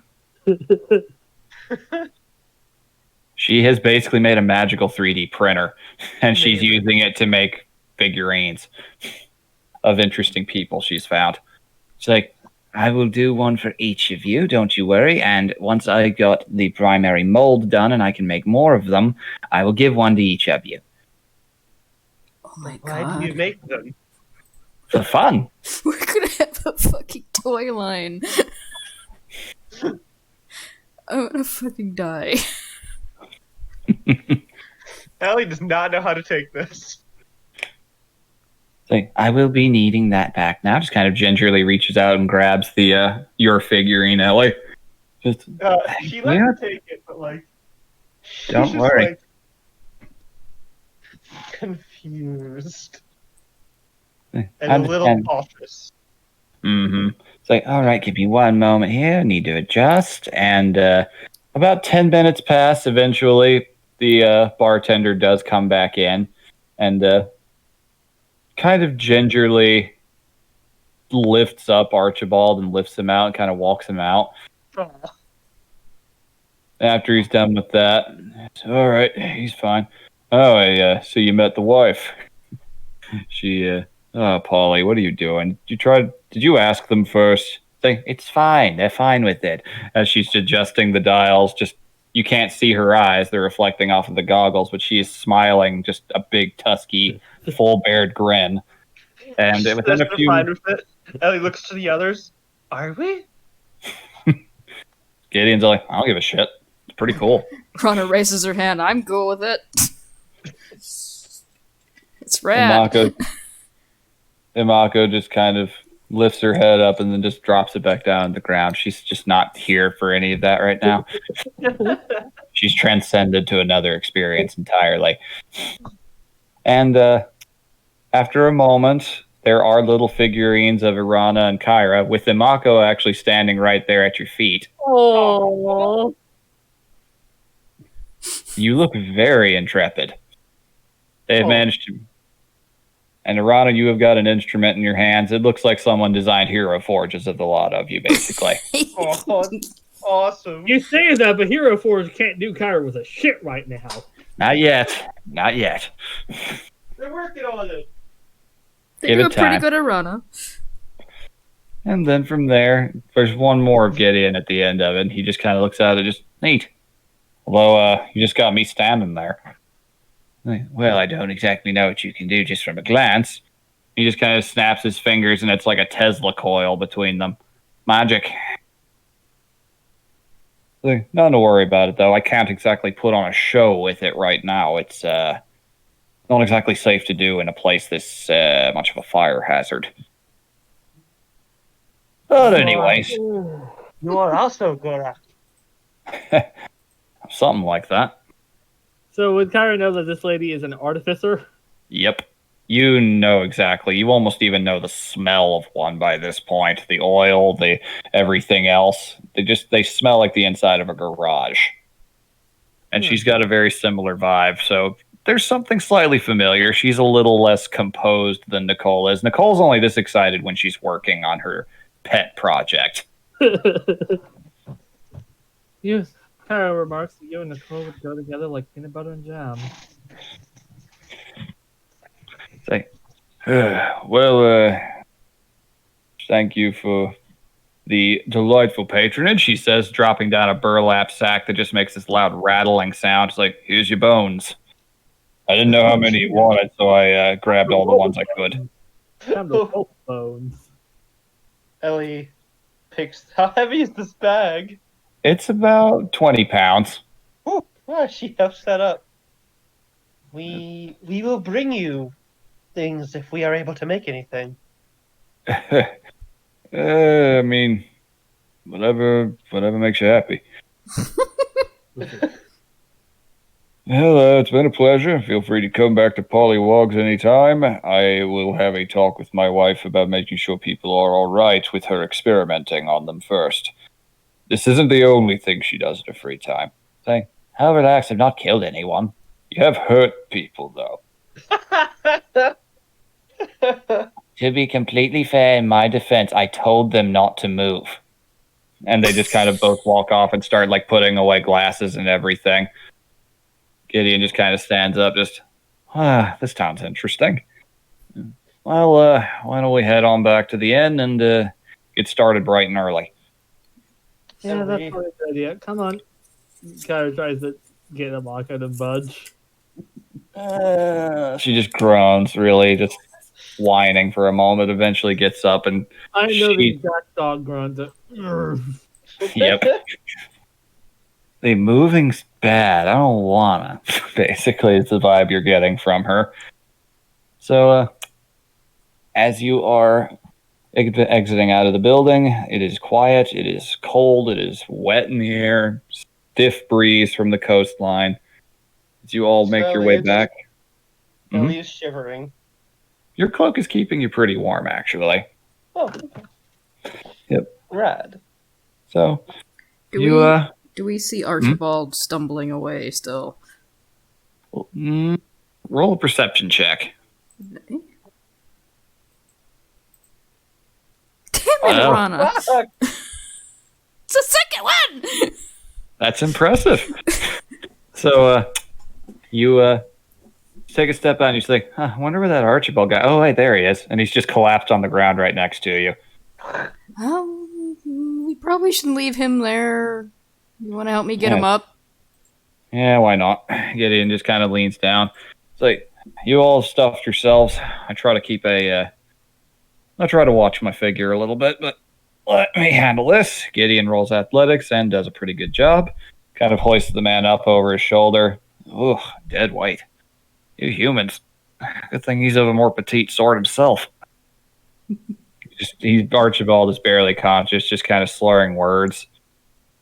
His mustache is kind of out of sorts now. It's a little asymmetrical. If it helps, he said he had a flat somewhere in Little Nilbog. That's where the inn is, so... Well, let's head that way then. If he isn't lucid enough, I'll just book him a room at the inn myself. Let him figure that out in the morning. I'm not kidding when I say it is not a financial problem for me to do so. You are very generous. Only the people I work with. Still, it is appreciated. No trouble at all. I like you guys. You've made a very solid first impression, and you did the right thing when you didn't have to. That is a vastly underutilized personality trait in this day and age. You're telling me. Really? That's strange. But why would you not? You had the strength to. That is a long answer, and I am actually too tired for it. I don't really want to ruin your innocence with the ins and outs of how the world can sometimes be. Let's just say that folk like your Flint friend there are a lot more like him than there should be.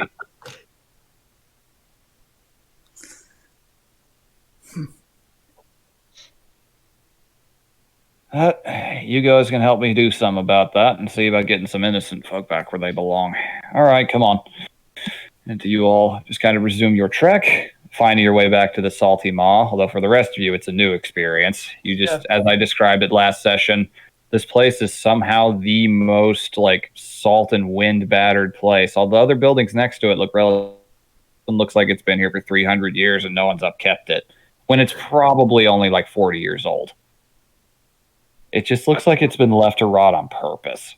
There's every bit of metal has patina and rust on it. There's moss hanging from everything and lichen. Go ahead. Meanwhile, Kara just heads to her room with the Mako. All right, you enter in. As you do, the red light immediately greeting you, which is very weird after walking in from the dark. That same figure just kind of leans up from the counter, just, it is late. Why are you here? Oh, you paid already. Okay. And he just kind of starts sinking down. And Mako is slightly waddling as she walks towards the door. I have all night to savor this feeling. Have you went to the bathroom yet? Nope. And I don't intend to. Not until the last possible moment. Jeez. Fucking dogs. I am not cleaning up after your mess. That's okay. Someone will. And she just kind of walks in. Oh my god. Fucking Christ. Wow. Is a Mako a dog or a cat? She's a fey dog. She can technically be both. Yeah. Ellie's looking at the building from the outside like, what the fuck? Well, it's thematic, I'll say that, Gideon says, entering in. Come on, I'll pay for the rooms. I already did for mine. Very good. And as you enter in, that same figure that I've described for Case just kind of rides. It's very weird how just seamlessly he just floats up like one frame of animation sliding up over the cell. Welcome to the Salty Maw. It is late, so I can only charge you for... I don't know if I can charge you for tonight's admission. Ellie's staring at him. Whatever rooms you can get us, Gideon just kind of sets down in a little bag. That's fine. Like, doesn't matter. I don't need quality. I'm literally just going to be sitting on the floor all night anyway.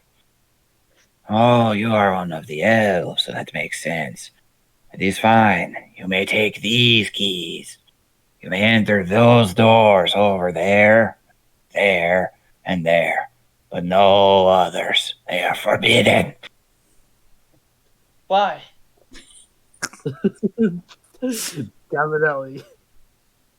Somehow this guy just arcs his back towards you, somehow getting right into your face, in spite of the fact that you still can't see his legs. Just he is behind the bar, and somehow he's just leaning into your face like a Fleischer character. Just, do not ask questions you are not prepared to know the answers to. But we asked it because we wanted to know the answer. I said do not. As he just kind of vanishes.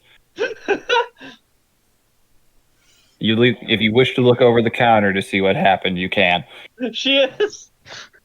There's nothing there. What? Stairs.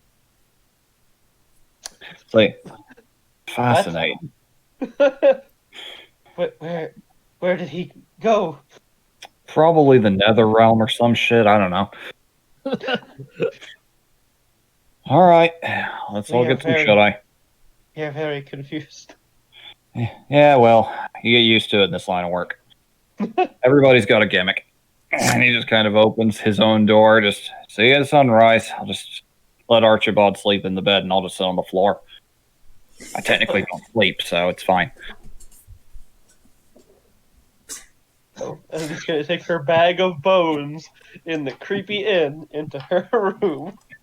Yep, it is a decent room. It's a little musty, but you get the vibe that that's kind of what this innkeep was going for. It's intentionally gross. Slightly. Rana shrugs, takes her key, and opens her door.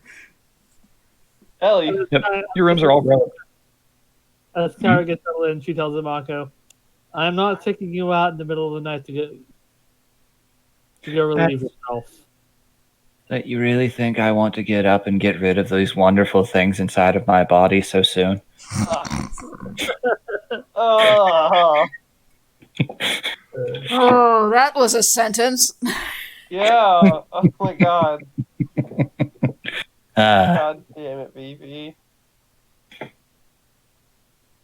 So, you guys all have a peaceful sleep, not racked with any uncomfortableness at all. Except who am I kidding? You guys, Kyra, you did not get a chance to sleep in here yet, but remember when you were here last time and Amako said she could hear something in the walls? Yeah.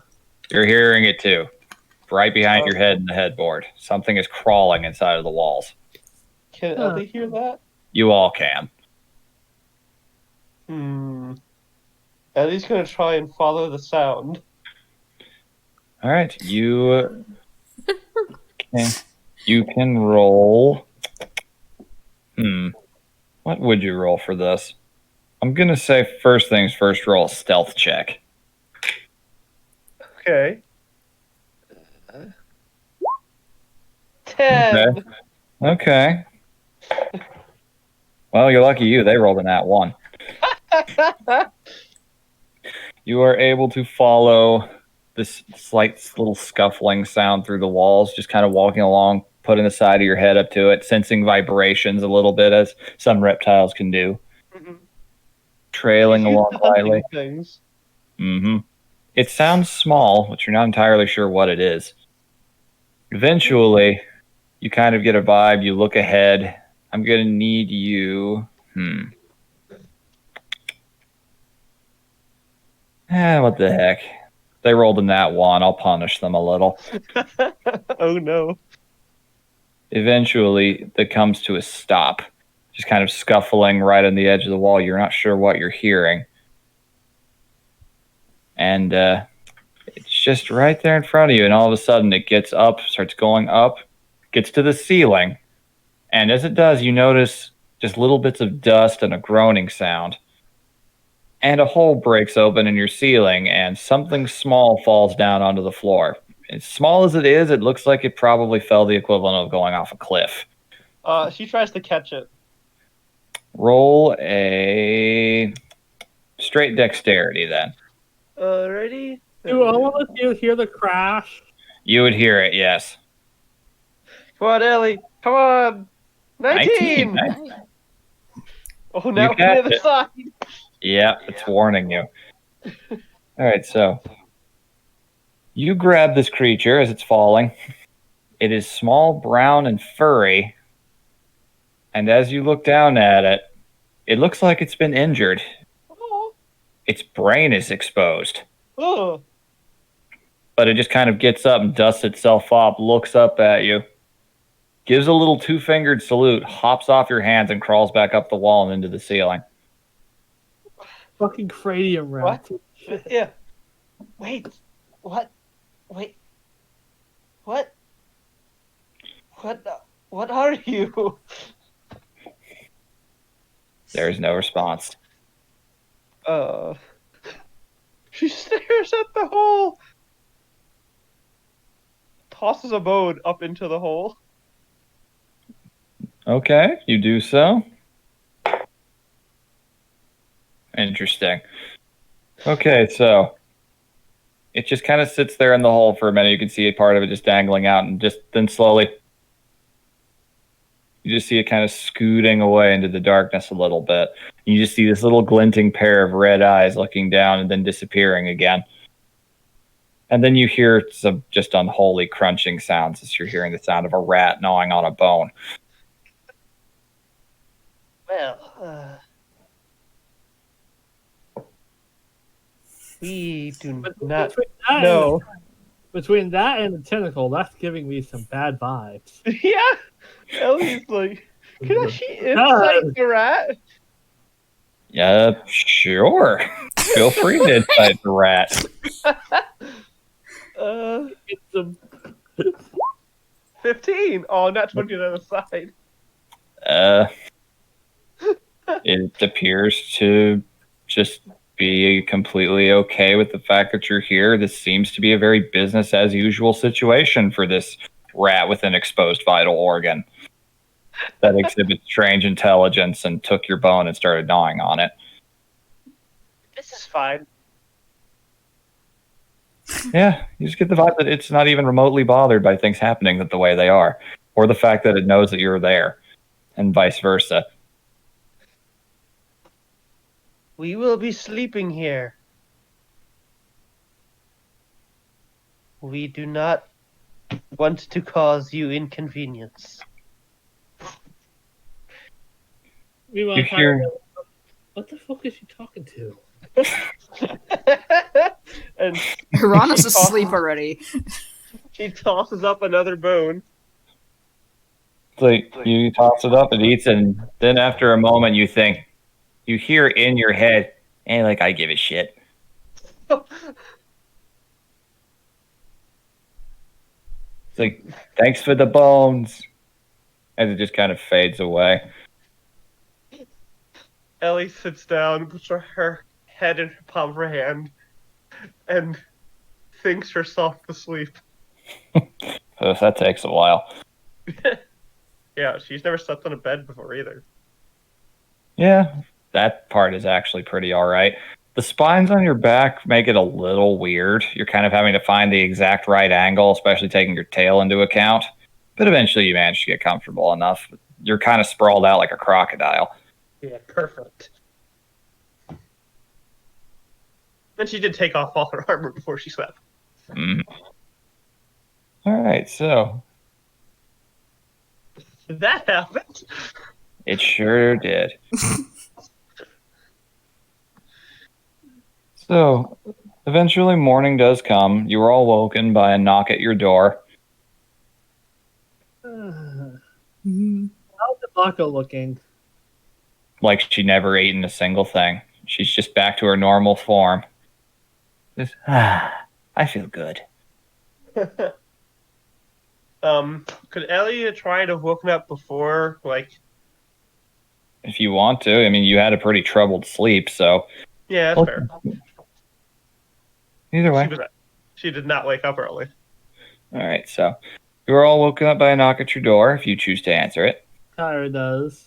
So it is as you might expect it to be. It's Gideon. Just he looks like he's freshened up a little. Looks like he's washed his face recently, slicked back his hair. Just excellent.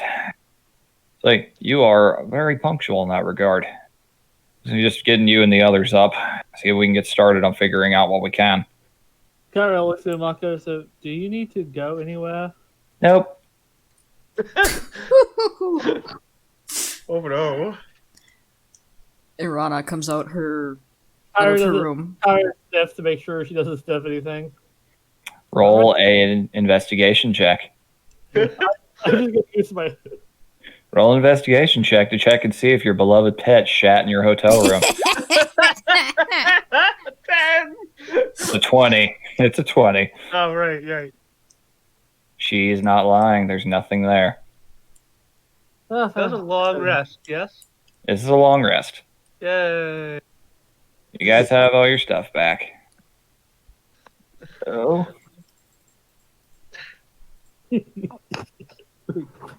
When there's a knock on Ellie's door, you hear a very loud thump and a crash. Like, you all right in there? Take You a hear moment of alligator growl coming out the other side. yeah, Just bellows and tired. yeah. Do you need help?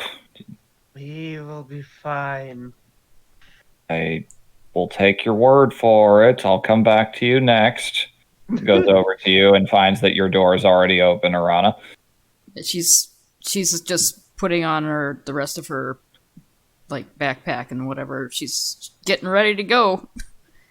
Hey, very good. She's a guys are up. disgusting morning person. She's gross. Oh god. Say, well, all right then. Say, I like the punctualness. I do. For me, I am doing splendid. I got a full 3 hours and 45 minutes.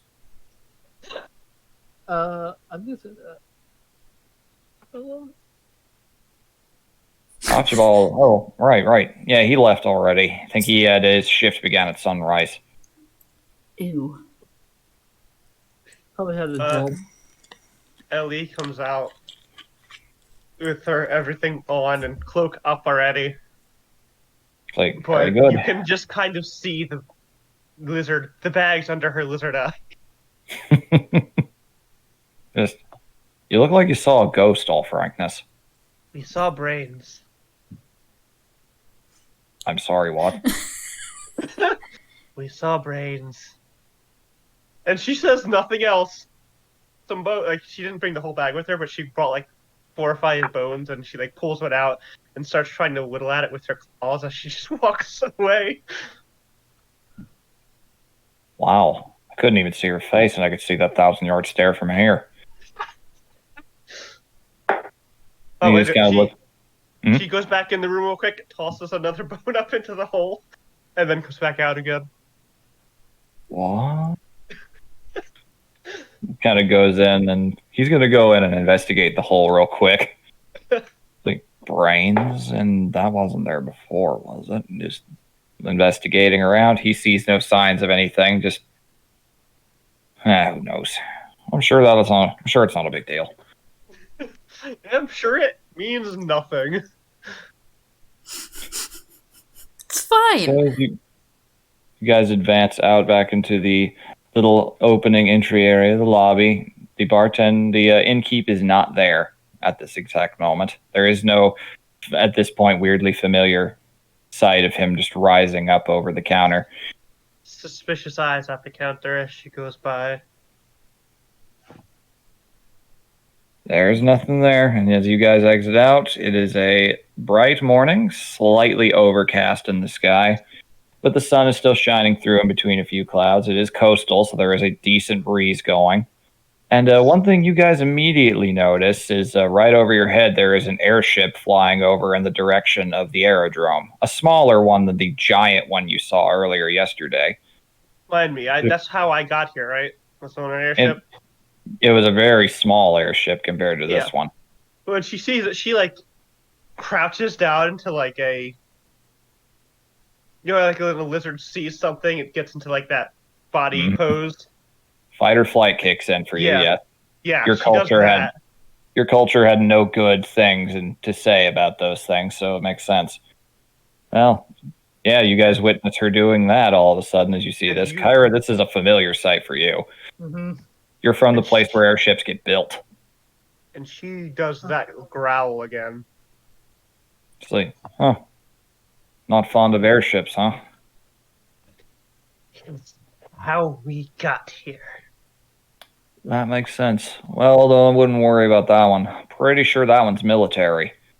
Looks exactly the same as the big one, just smaller size. It's military. People like us, except they fight for a country rather than just a common cause or for coin. It's really just for coin, but they say it's for something else. We do not like the sound of that. It's still full of people. Recognize like any of the sigils on this specific ship or anything? You wouldn't recognize the ship itself, no. It looks like the one out there in the harbor, so you assume it's from the Air Force.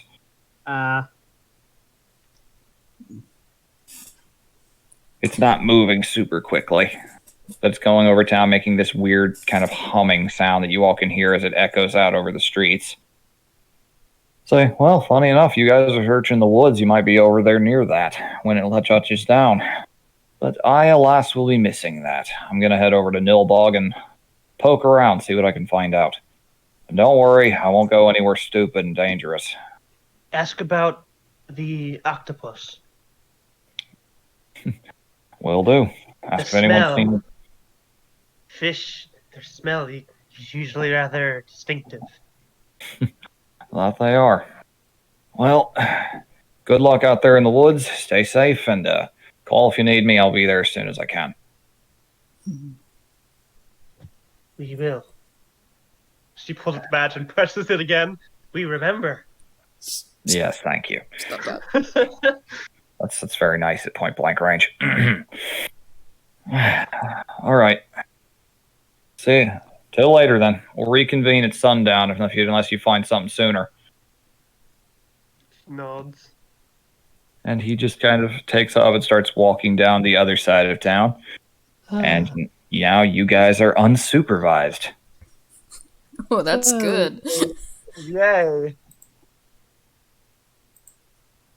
We should go to... Yes? Kyra's trying to think. It's like, all right, our leads are Sahagan or... All right, let's head back to the coast to see if we can see anything in the daylight. Yes. Probably ought to see if we can retrace the trail again in case we missed something overnight. Alrighty, that took us an hour to get there last night. Yeah, you guys were running last night, so it didn't take you that long. But walking at a more brisk pace through the town, which has people in it now, you pass through the market square. There's various vendors selling all kinds of different goods. No, I meant like an hour to get in pursuing the trail. Probably took the better part of 2 or 3 to get from there to there. All right, but it was in the dark, so you weren't sure exactly where you were going entirely. Yeah, it might actually be a little easier in the daylight. It would be, yes. All right, so let's get to where we were, then trace everything. Yep. Yes. All right, so you guys start heading back that familiar way, heading eastward, passing by the passing by the college on the other side of the channel and into the market square. Due to all the rolls we did last night, that I don't think we would have found anything new even in a day. Hey, you don't know. You don't know. Can't hurt to check. As we're going through town, though, do I see any interesting people? Do you now? Define interesting. Yes, define interesting for me. That's going to impact a couple rolls here. Okay, so like she's seen humans, goblins. She's seen a couple races at this point. Are there any that particularly stand out to her? Okay. Tieflings. Does she see any tieflings? You do not see any tieflings, I can tell you that. None of them are out there in the market right now for sure, if there even are any in the town at this moment. But let me see if there's anything distinctive out here. I'm gonna roll something. Between Ellie and Victoria, you have an odd hate boner for tieflings, Nora. Hey, Ellie has no problem. I mean, Victoria has no problem with tieflings, Tieflings kill their father. but she doesn't know that. She doesn't really know that. It's Yeah, okay. of course it's you. She know it was a person that she ripped in half. She doesn't really know it was a tiefling. Here we go. Looking over it all. Can't be a fantasy racist if you don't know what race it was. Yeah, That's but good. Nora does, so I'm calling out Nora and not Victoria. Hey, Ellie was kidnapped. Victoria's By a father was tiefling. killed. What? By a tiefling. Yeah, it's not her fault she was kidnapped by a tiefling. Yeah, but it is your fault for making that a story beat. It's okay. Kay is a tiefling stan. You have to understand that. He has to defend his precious horny people. Exactly. Horny people have to stay together. God damn. Horny little edgelords. All right, so Exactly. How else did we survive the fucking 1980s? God damn. fucking damn it. I have absolutely nothing to say against that. Okay, so you do see we walking were around. panicked and we were panicked. This is true. All right, so you do see some various different folk, mostly around the same. You see, as you pass by Polly Woggs, you actually do see the tall male, the bartender half-orc Polly out there. He does notice you guys and gives a little wave. He's currently, I know it's a short rest to make weapons, but was she able to whittle anything out of the bone while we were walking? you're working on it still. You've not finished anything yet. Okay.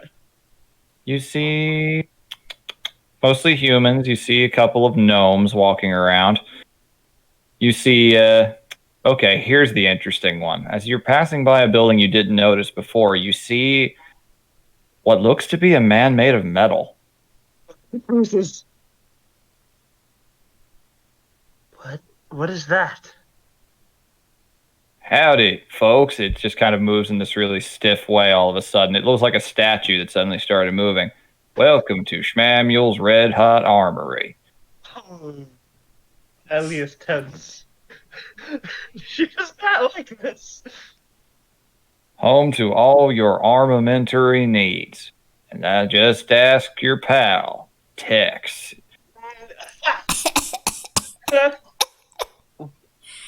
Tex? Looking over at Tex? howdy, folks. Welcome to Schmamuel's Red Hot Armory. You said that already. Home to all your armamentary needs. You said that too.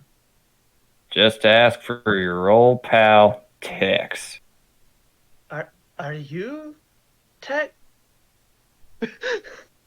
She reaches out and kind of taps them. There's no physical response to it whatsoever. It starts initiating the exact same speech cycle again. We do not like this. It's a construct. What? It's a machine. It's a machine like an airship that does a thing. Why is it shaped like a If I have to guess, advertising. And you just kind of look over, and yeah, this is a very kitschy looking weapon shop. It's got lots of weaponry of all kinds, which does look like a legitimate quality stacked up on the walls. But you also see a lot of merchandise of this particular metal man, too, in various forms. Oh. It's very clearly a mascot. Mm. She's not reacting like Ellie is, but Irana's also, if you look close enough, visibly confused by this because she's never seen this kind of crap before. Tyra, meanwhile, is debating in her head, all right, when Nicole will buy for this hook, line, hook, line, and sinker, or would she be critical of the robot's component? Knowing her, probably both. Like, you could do so much better, but I just love it so much. You should maybe come back here later. Yes, we have things to do. You, Tex. Howdy, folks. No. Not Welcome again. No. to Schmamuel's No. Red Hot No. Armory. No. We're going to be here all day, aren't we? Himako says. All right, let's get a move on. It's probably all automated, Ellie. So it's either automated or very sarcastic. Y'all come back anytime, you hear? Ask for Tex. We will tell Tex that you are rude. And no response as you walk away. A human couple walks by. Howdy, folks. They both kind of jump at that. Goddamn Tex. Yeah, well. I imagine this is before he awakens. You don't know. There might be more than one Tex. He is a mascot for a franchise. Yeah. The bounty hunter from that one shot that I played might just be one of them that managed to attain sentience. God. Oh no. So yeah, you guys just watched your lizard folk friend verbally berate a animatronic for 10 minutes. Oh, I'm tempted to do something else, but that's might be too mean. She's making a scene of herself. I'm tempted to do something else, but that might be too mean, so she's just gonna go. All right, so with that distraction out of the way, you guys very quickly, thankfully nobody was really staring or making any point about it. You do manage to get back into the woods and find your way back to the hut once again. It's done burning now, I assume. It is, yeah, it's just smoldered. You can see in a lot more detail that a lot of the trees around it have been burned free of any foliage. They are just kind of shriveled and black, and some of them have fallen over. Alrighty, now we have daybreak. Let's see if we can find anything else. All right, Ellie- you may.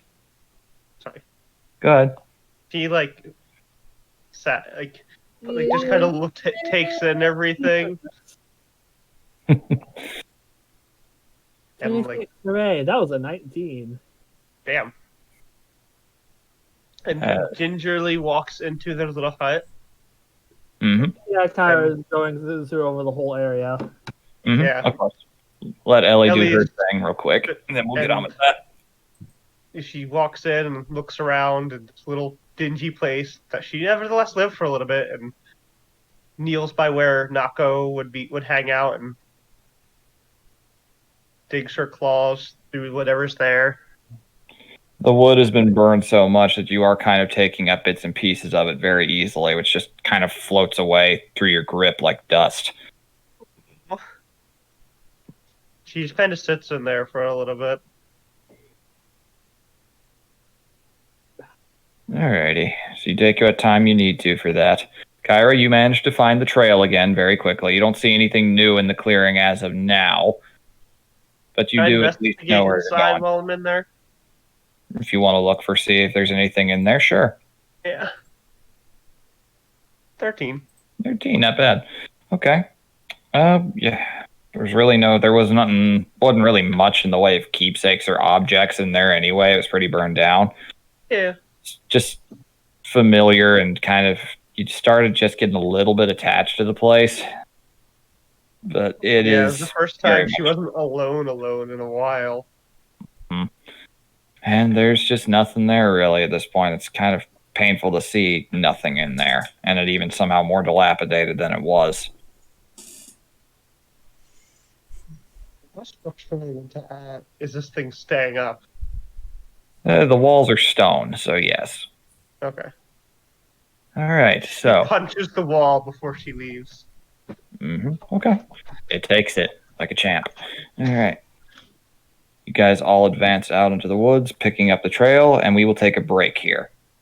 You guys need to get a snack or go to the bathroom or something. Alrighty. Alright, I will be right back. Yeah. Okay, I think I'm gonna go too. Righto then. How am I doing, Ellie? I'm loving it. You're giving me a lot to work with. Yay. Fish out of water is a very Now- fun one. Now everyone knows how canceled you are, Nora. Hey, I have nothing against tieflings. I like tieflings. I want to play a tiefling. Why do you make them all the villain in your character's backstory then, Nora? One. Two. Them being in... No. That was not my choice for Ellie. That was VV. It is true. I came up with Flint. Yes. Two, the tiefling being involved in Victoria's backstory is supposed to lead to, the fact that tieflings are not really given a fair shake, so we kind of had to resort to less than savory work, and then her brother comes along, his sister comes along to try and kick Victoria's ass. So what you're saying is that some tieflings are crooks, is that it? No. They live in a shitty system that treats them badly, and sometimes they have to do things that are less than savory to survive. She's got you there. It sounds like you're saying this is the ones you like are just the good ones. No! Wow. God damn it! Jesus, Kay! You're really taking this one places. Yeah! These are rapidly turning into macroaggressions. Oh, relax. Don't worry. You guys will meet other tieflings. I've got several of them. Some of my best friends are tieflings. Jesus. No, I'm not kidding. No, I'm not kidding. Dax exists still. Do I Yay! look like your friend? Oh, trust me. If you try to pull tiefling racist bullshit on him, you will probably be set on fire. Hey, Ellie has a lot of character development to go through. As she does. She's doing good. She is precious. You've got a lot of raised eyebrows out of people, but it's precious. She's not trying. Well, She's just so confused. Speaking of tieflings, Mm. on my own D&D game, I added their blurb on there finally. Yeah, so- they're not given a fair shake, huh? I do the same thing. It's okay. See, mine's kind of the opposite. Tieflings. Hey, are I'm just showing the strife they go through from racists like you. Wow. Of course, you want to know who really has it bad in this setting or Asimar. You haven't met Yeah, any of them same. yet. In Throna, tieflings and other ones that are all otherborn, for the most part, perfectly accepted. The bottom continent has a lot of otherborn, including tieflings, Genasi, and such. Asimar, nobody likes Asimar. Well, in mine, Asimar are basically put up on a pedestal that they have to live up to at all times because, they're one of the few surviving pieces of godhood left. Okay, I'm back. In mine, they're looked at suspiciously because a tiefling showing up, whatever. Demon getting with a human or fucking with humans happens all the time. It's not really their fault. But an Asimar, they come directly from a god or celestial, so they're a challenge to the status quo. Yeah, they can be. All right. Anyone else have anything, or are we good to go? Well, Callie's back. I need to go somewhere, but the cat's on my lap right now. Yeah, and I'm going to the bathroom because I need to go. About not getting down. Oh, there we go. Okay. All right, good. Go get your shit.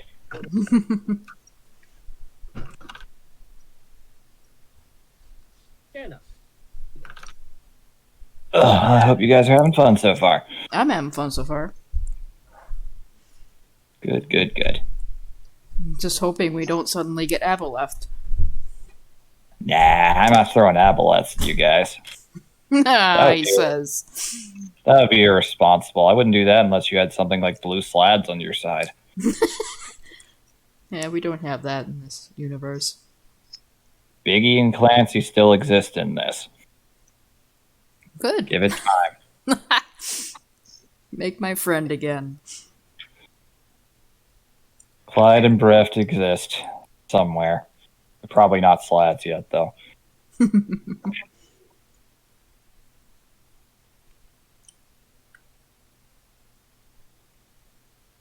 It's been something weirdly fun about primarily playing something as normal and Wonder Bread as an elf. Normal and Wonder Bread. It's not a way I've ever heard anybody describe an elf before, but it fits. That's because most people think they're being special when they're doing an elf. That is Reality, they do the exact same kind of special all the time, and it just winds up looking into the exact same basics, Jeff.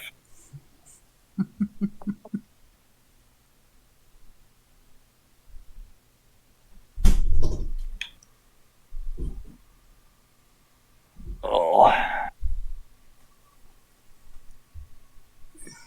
You guys made it a lot farther than I thought you would already, I gotta be honest.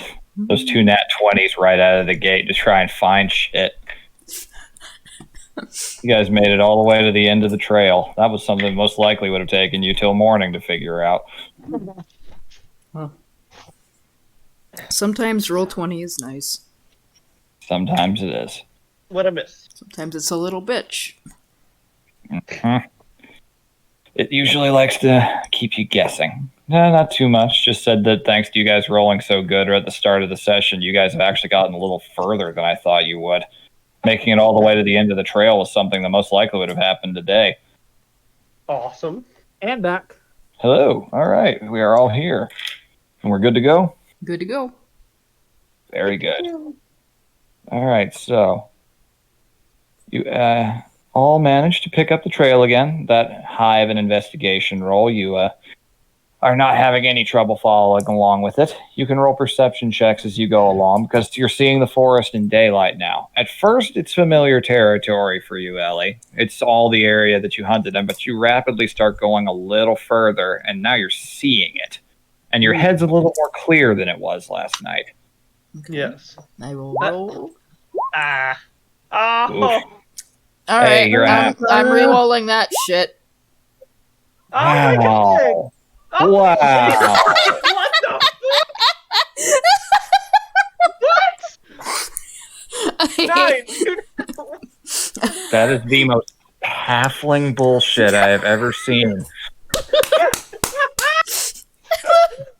not playing halfling. Right as a comment that one to afterwards. Oh. Too. Shit. That's what Wow. a fantastic roll I That have must- ever. BB, that must hurt you as a DM. That is peak halfling. This delights my That's trolling bullshit. little soul. Oh my god. Oh my god. Fucking goddamn it, Arana. Like Wow. walking, a branch almost whacks her on in the face, but she just manages to duck under it. Oh, I know what happens here. Fucking Christ. I know what happens here. It's unfortunate, but as you guys are walking along following the trail, you guys didn't notice it the night before, but you were walking right near a pretty decently sized gully. And Irana, you almost slipped down it. Whoa, just kind of lean back, accidentally grab Kyra and cause her to lose balance, and she falls down it, and you're completely fine. Can I try and catch her? Catch Kyra? With that nat 1, you can't in time. She tumbles Aw. down, no damage, but you are a little muddy. Oh. Do I- Sorry, just- do I- got it wrong. Do I find something? Oh. Yeah, that's funny. Oh, you find something. Don't get me wrong. You actually notice as Kyra lands down into this little glade, which we're going to go to a map here. Hey. Fucking damn it. You stumble down the gully over here. All right. You guys can advance down after if you wish. It is a Arana, relatively... Plopping Mako down there myself in a second. Ellie helps down, helps Kyra up. Yeah, it's a little muddy, a lot of fallen foliage. You're smelling a lot of peat moss, kind of decomposing leaves. This is a surprisingly nice little gully. Ellie takes a nice big whiff of everything. It's nice, a little wet. It is still the morning. But with that nat 20, Arana, as you're coming down, you look over and see a lot of different kinds of bushes with very bright red foliage. Except, oh wait, one of them isn't a bush. It's moving. It is stirring. And you can see that it's starting to stir as they're all going down there and making noise. You can hear a rattling noise. She calls out to them to be careful, watch out, look for that one. Something's moving in that bush. Or the bush itself is moving. You guys, Ellie stands protectively in front of Kyra and Imako, all shield right. out.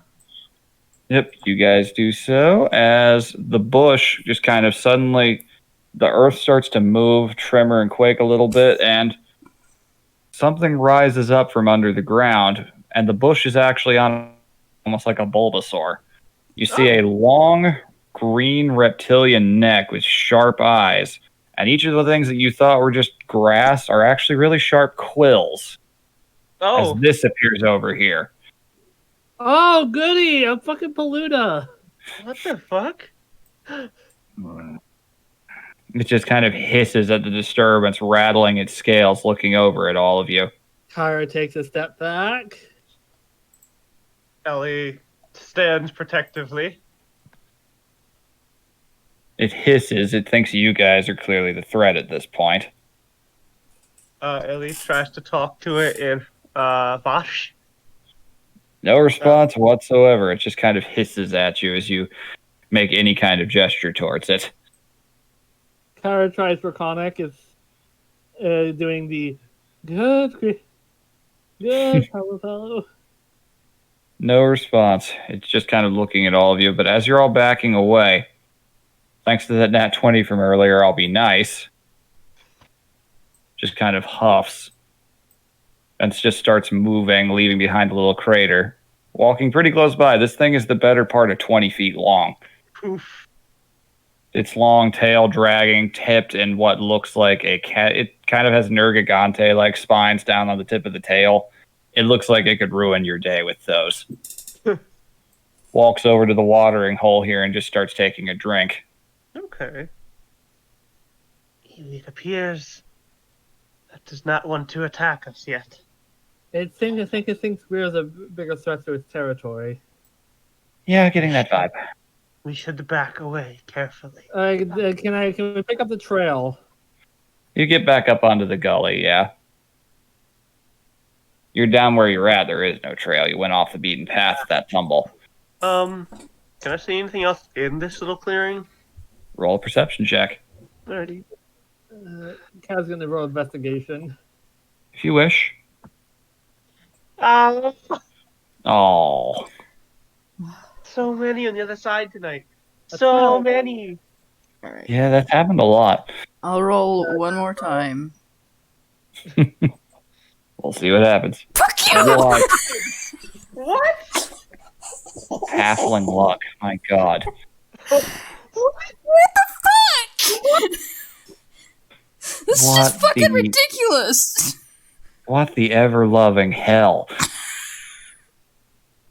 God damn it. Look at the other side, though. Doesn't even make any difference. What the fuck? You sound so defeated right now. Session's not over, but wow. Damn it. Oh, I love you. Your halfling loves you back, clearly. Ellie's focused on the creature and looks to Arana. Do you see anything? I don't know, DM, do I? You actually can see that there's something caught in some of its spikes. It looks to be another strap of cloth. Oh. Kind of nestled in all of those. It appears to be a little bit bigger. It's hard to say exactly what, though. She gets a little closer to Ellie and says, "Don't make any moves, but look right there between its quills." Narrows her eyes at it. Does it look familiar? It's the same exact scrap. It looks like another piece of the cloak that he was wearing. Slightly different from your own. It was from Knuckles' cloak. And with that prevent 20, I'm going to say you can actually see that something's written on it. Oh, you wrote something on it. I can't see what it says from here, but there's something written on it. I have an idea, but you two must flee. Maybe you should let the teleporting dog potentially help. Kyra, you hear in your head.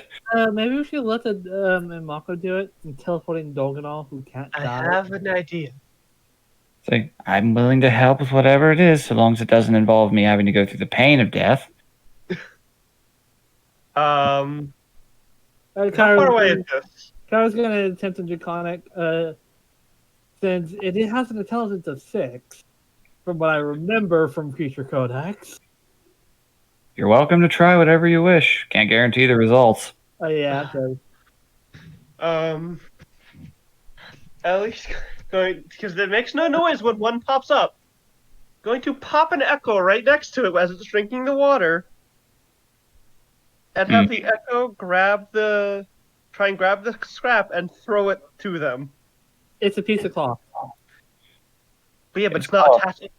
It's not attached to the Paluda anymore. If she gets it off. This is true, but say, let me just read up on the exact limitations of what your echoes can do. Oh, yeah. I can take actions while attacks with it, but then I can't. Attacking as though it's in your place, so that's gonna say something as fine-tuned as reaching out and grabbing something would require you actually being there to do it in its place. Okay, then. Okay. So she's gonna pop it there. Then, because it still makes the noise, swap places with it. Gingerly take the scrap. Roll a stealth check. Okay. 20. Nice. Soft 20. Okay, let's roll a competing thing here. Okay. Okay. And then when she takes it, pop back with where her echo was, and then dismiss it. Okay. It does not appear to react to any of that. Oh, thank God! We should leave now. It just kind of rattles again and just shifts its neck back up, kind of like a sauropod almost, with a much more predatory gaze, head kind of tilting and looking over at all of you. Like, oh, you're still here. Glad that worked.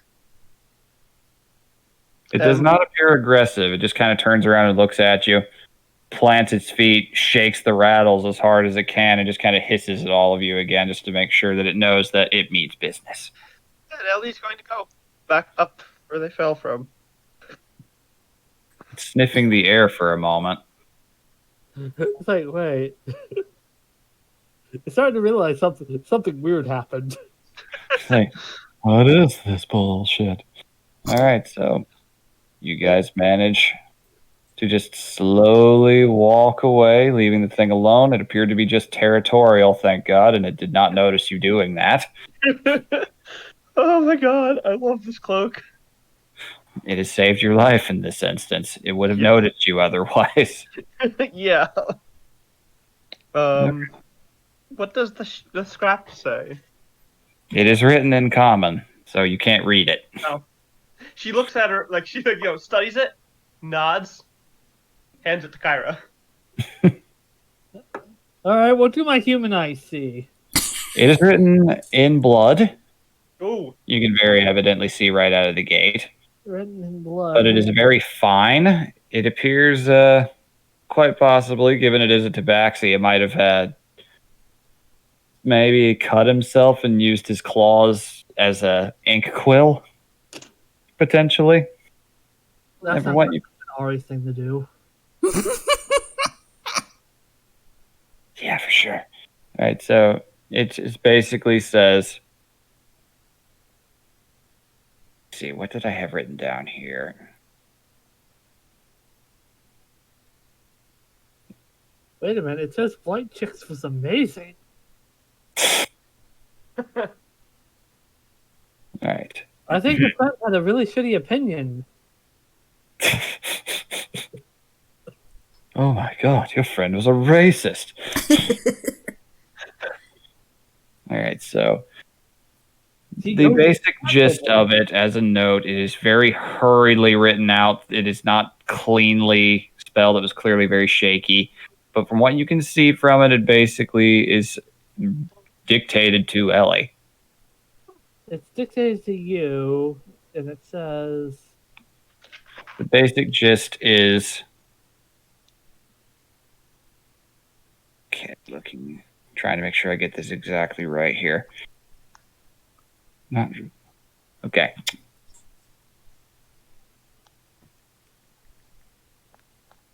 Not hurt. See? Not yet. Might be soon. Thing has eyes everywhere.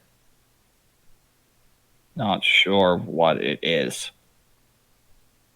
Lots of teeth. okay. Well, for starters, he isn't hurt, but the thing that took him has eyes everywhere and lots of teeth. Eyes, teeth, and tentacle. 1,000 eyes open inside. It possibly came from the water. Have I? I don't know much, but does that sound like anything my clan ever talked about? For you, absolutely not. How I about didn't think so. Kyra? Eyes everywhere, lots of teeth. That doesn't add too much. And besides- tentacles. Let's try a history check. You don't glean anything new with this information on your end. It doesn't provide you too much. Just that it's clearly intelligent enough to where it appeared to be taking him and not just hurting him right out of the gate. It appeared to be in a hurry, considering it didn't notice him writing this out and throwing it down a gully. So it's intelligent, dangerous, and it Yep. eyes everywhere. Lots of teeth is what sticks out to Irana. Yeah.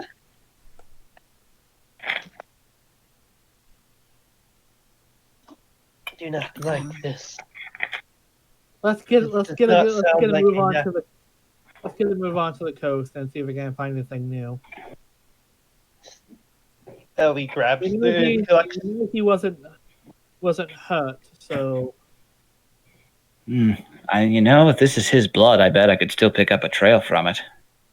Might make things a little faster. Kara offers the scrap. Yep, Mako smells, and with advantage. See, okay, I've got the trail. Come on. Kara And- follows. Advancing May I back have up. Get the scrap, please. Kyra, What was that? Kara may I hands, it back. have the scrap, please? Kara hands it back. He takes it and puts it with the other scraps she's gotten at this point. All right, you tuck it away gingerly, knowing that he reached out to you. Yes. And you eventually arrive back after a few minutes, moving at a much more brisk pace now that you have a better peripheral. You don't see any other monsters. You do definitely give a slightly wider berth to any shrubbery you see, though. Yeah. And eventually you do arrive at the point of the scuffle. Mm. The scuffle before the beach, right? Yep, the first scuffle where you first saw the Sahagin footprints. Okay. Can I study the ground to see any other? Go ahead. Can I find any non-Sahagin footprints on the ground? You can try, sure.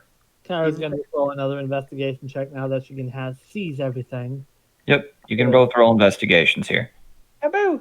6! Ellie, come on! 13 and- Get in the game! All right. Okay. 13 and 6.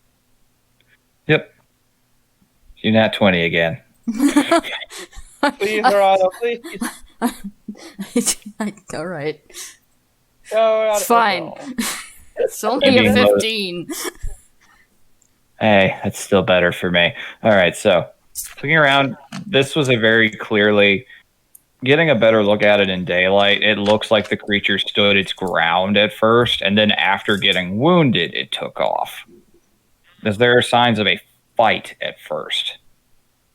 So I this feel thing like- looked like it. There's still, wait a minute, there's still blood on the ground. The blood is still there. It's dried now, but it's there. All right, Kara takes a little bit of water and puts it in a vial. You collect a vial of mystery blood.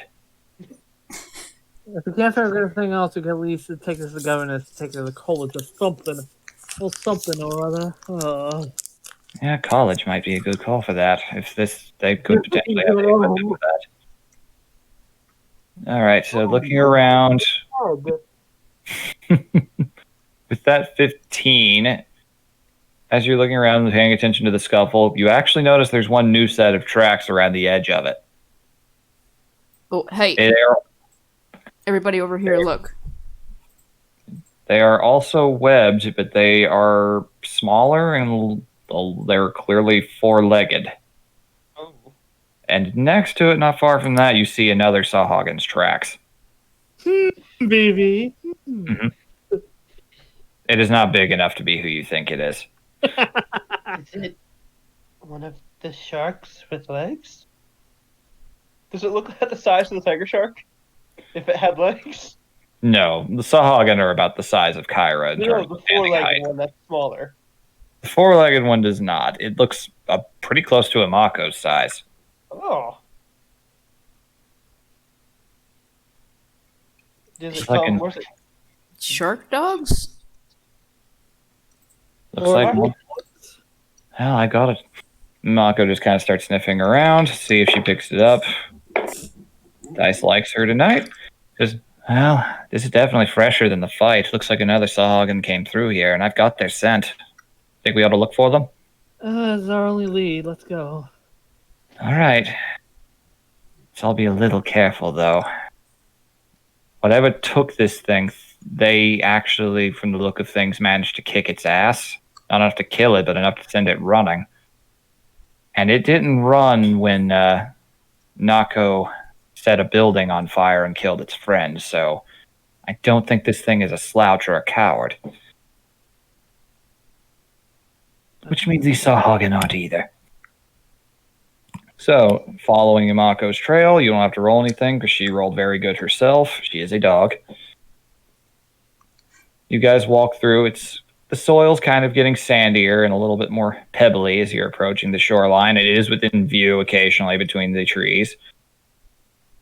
And eventually you start to hear something up ahead. You hear just this kind of raspy, hoarse breathing sound, somewhat off in the distance. Then you see something break out from the underbrush. It appears to be a large boar of some kind, running in one direction, and before anyone can even react, a trident is coming out of its shoulder. Oof. And it just kind of slumps over. And it doesn't notice you, but you see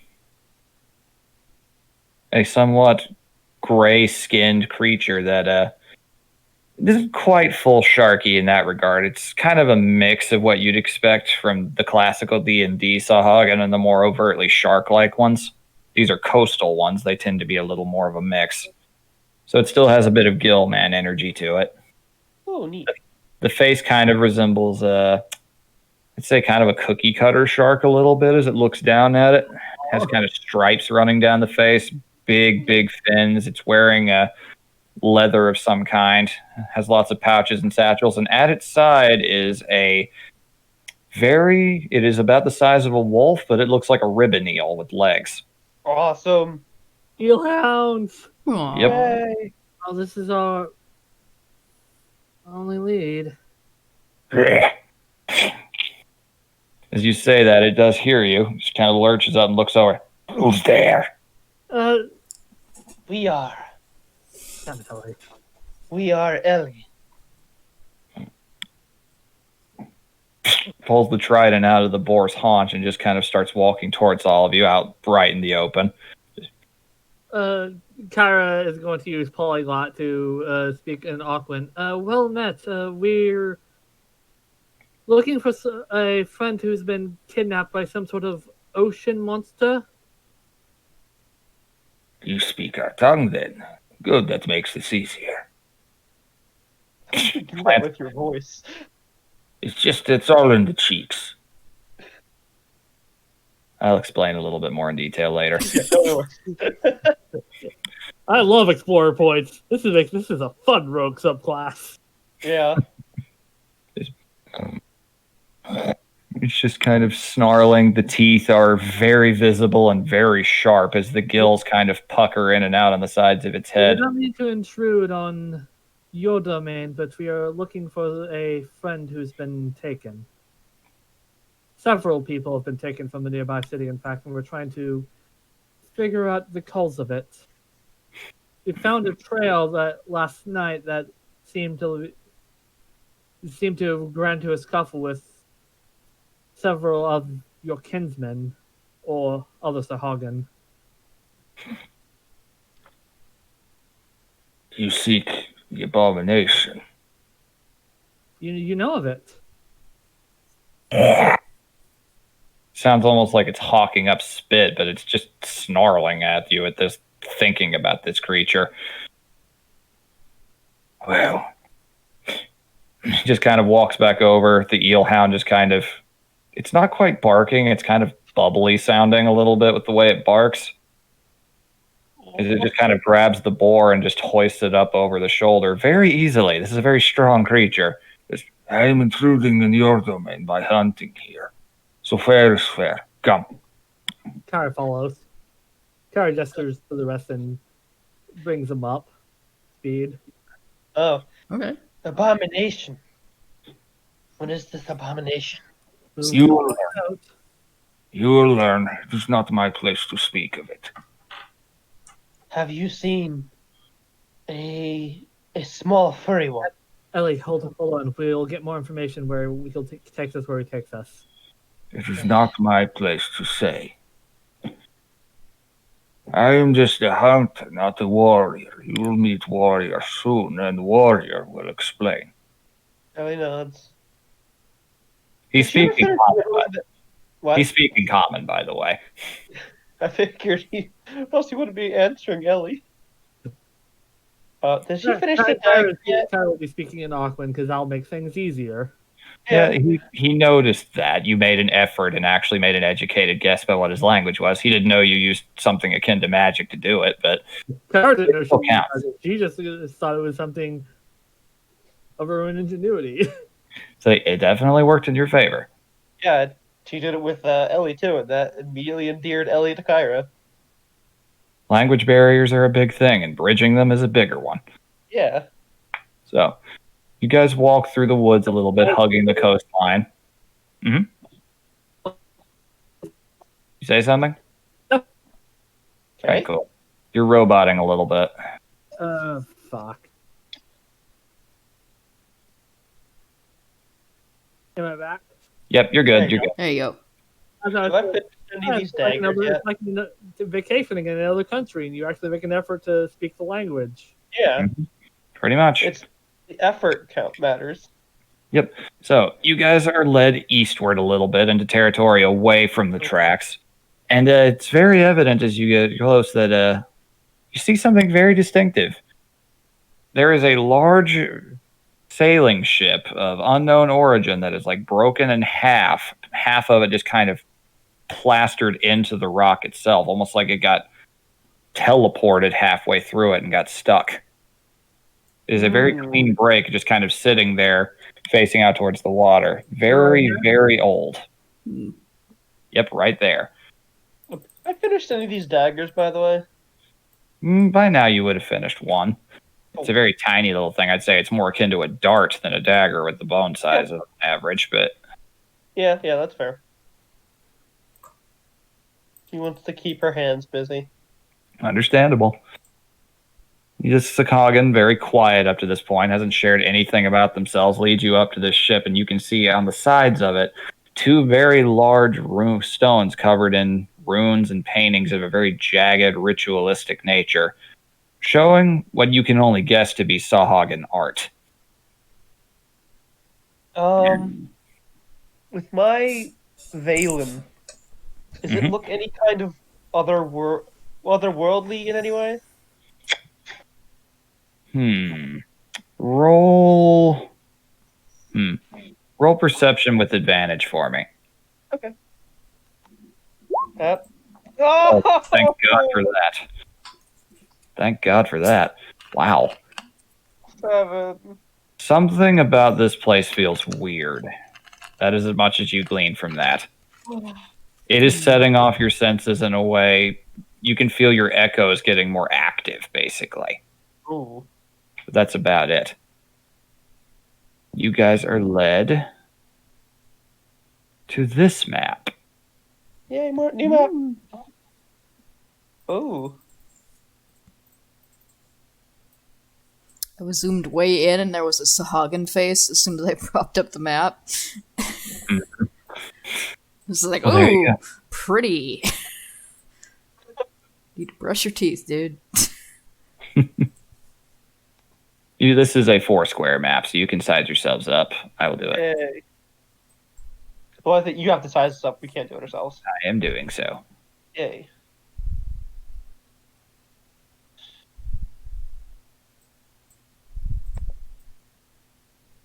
Man, that one. Don't worry.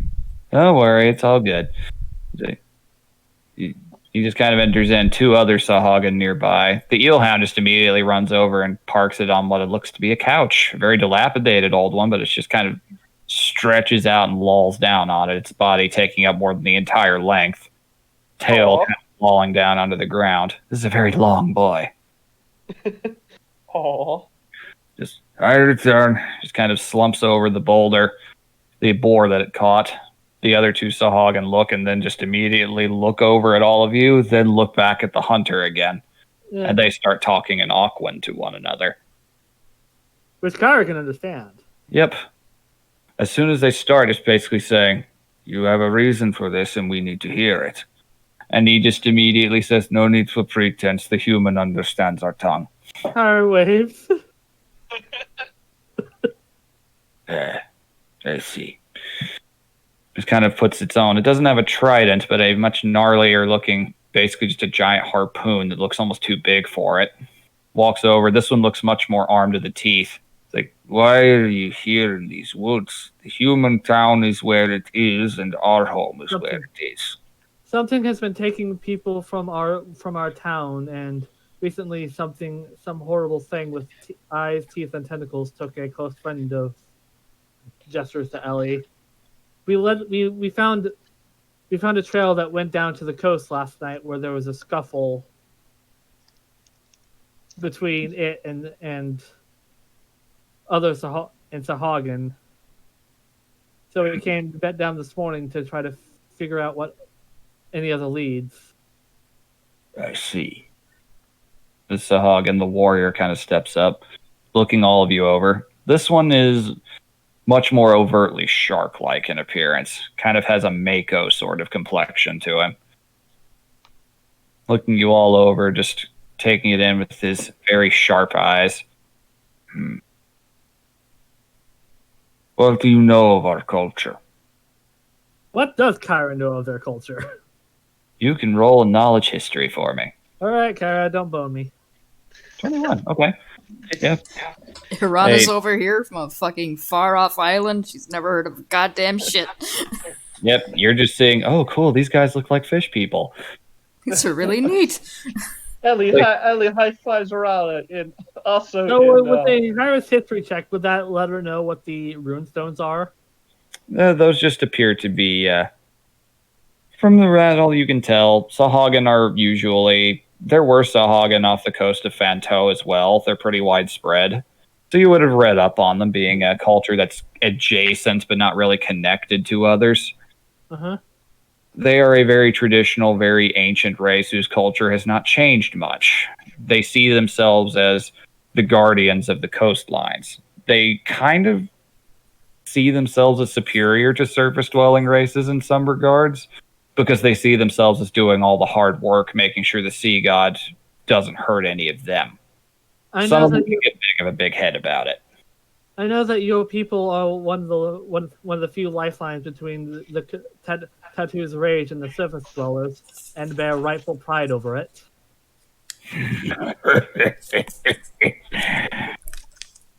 You choose your words well.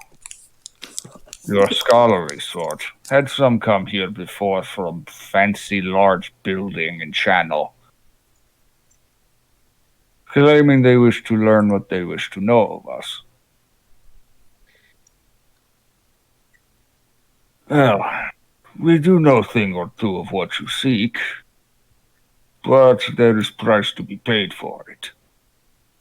We are a culture of warriors. You cannot take one hunter's hunt without besting them first. It is our quarry, and we will catch it. We do not seek the beast itself, but rather the things it has taken. They are one and the same in this case, I assure you. If you wish to know of this, then you must become warrior like us. We do not make rules. Kyra understands and nods. What does he say? He's speaking in common. We all understood Yeah. that. Oh, Yes. We will need to see you are worth your mettle to prove you are worthy of this hunt. Only then will we allow you to join hunting band to bring it down. But know that you take kill in name of Clan Carcross. Understood. Enter. Just kind of paces over here, spear out. He's kind of puffed out his chest a little, but he clearly enjoyed giving that speech. we will show our worth. Yes, and hopefully not die in the process, Mako says. The We hunter are over there, you all notice you just see him kind of sucking air in through his teeth in a, I wonder if they should have done that kind of way. Oh, The other Sahagin over here leaps into the water and disappears. Like, I see what the fuck you did, Vivi. I'm sure you have. Like, Stand in the center, ceremonial ring, and we will begin your initiation. Some of you are a little old to do it our way, but Insight. you can. I think I was 15. Erana just moves right over there. She's like, all right. he's ready as well. It is super, super clear that he is saying that this is some kind of ritual combat. He is very excited. He's almost vibrating like this is his favorite thing. Pulls out her crab shield and her whip and kind of cracks it on the ground. spirit. Very good. You will need it. We Just will gotta- show you our spirit. And I guess what could I use for my echoes? Just a second of myself? Yeah, basically. And right here, We'll keep them small. So, Yeah. just so we can tell them apart. Just a ghostly form of herself appears next to her. Magic too. Good. Good trick. You will need it, but you will not need it against me. You are warriors. You need to seek the hunt of the warrior whose hunt it is. he just goes and sits down in this one dilapidated boat. And he should be here any minute. He is probably very excited, so forgive him if Oh he... god, are we fighting Thark? No, not Thark. But you are fighting a Baron. Kitty, Oh, that's a CR7. stop touching me. Oh, fuck.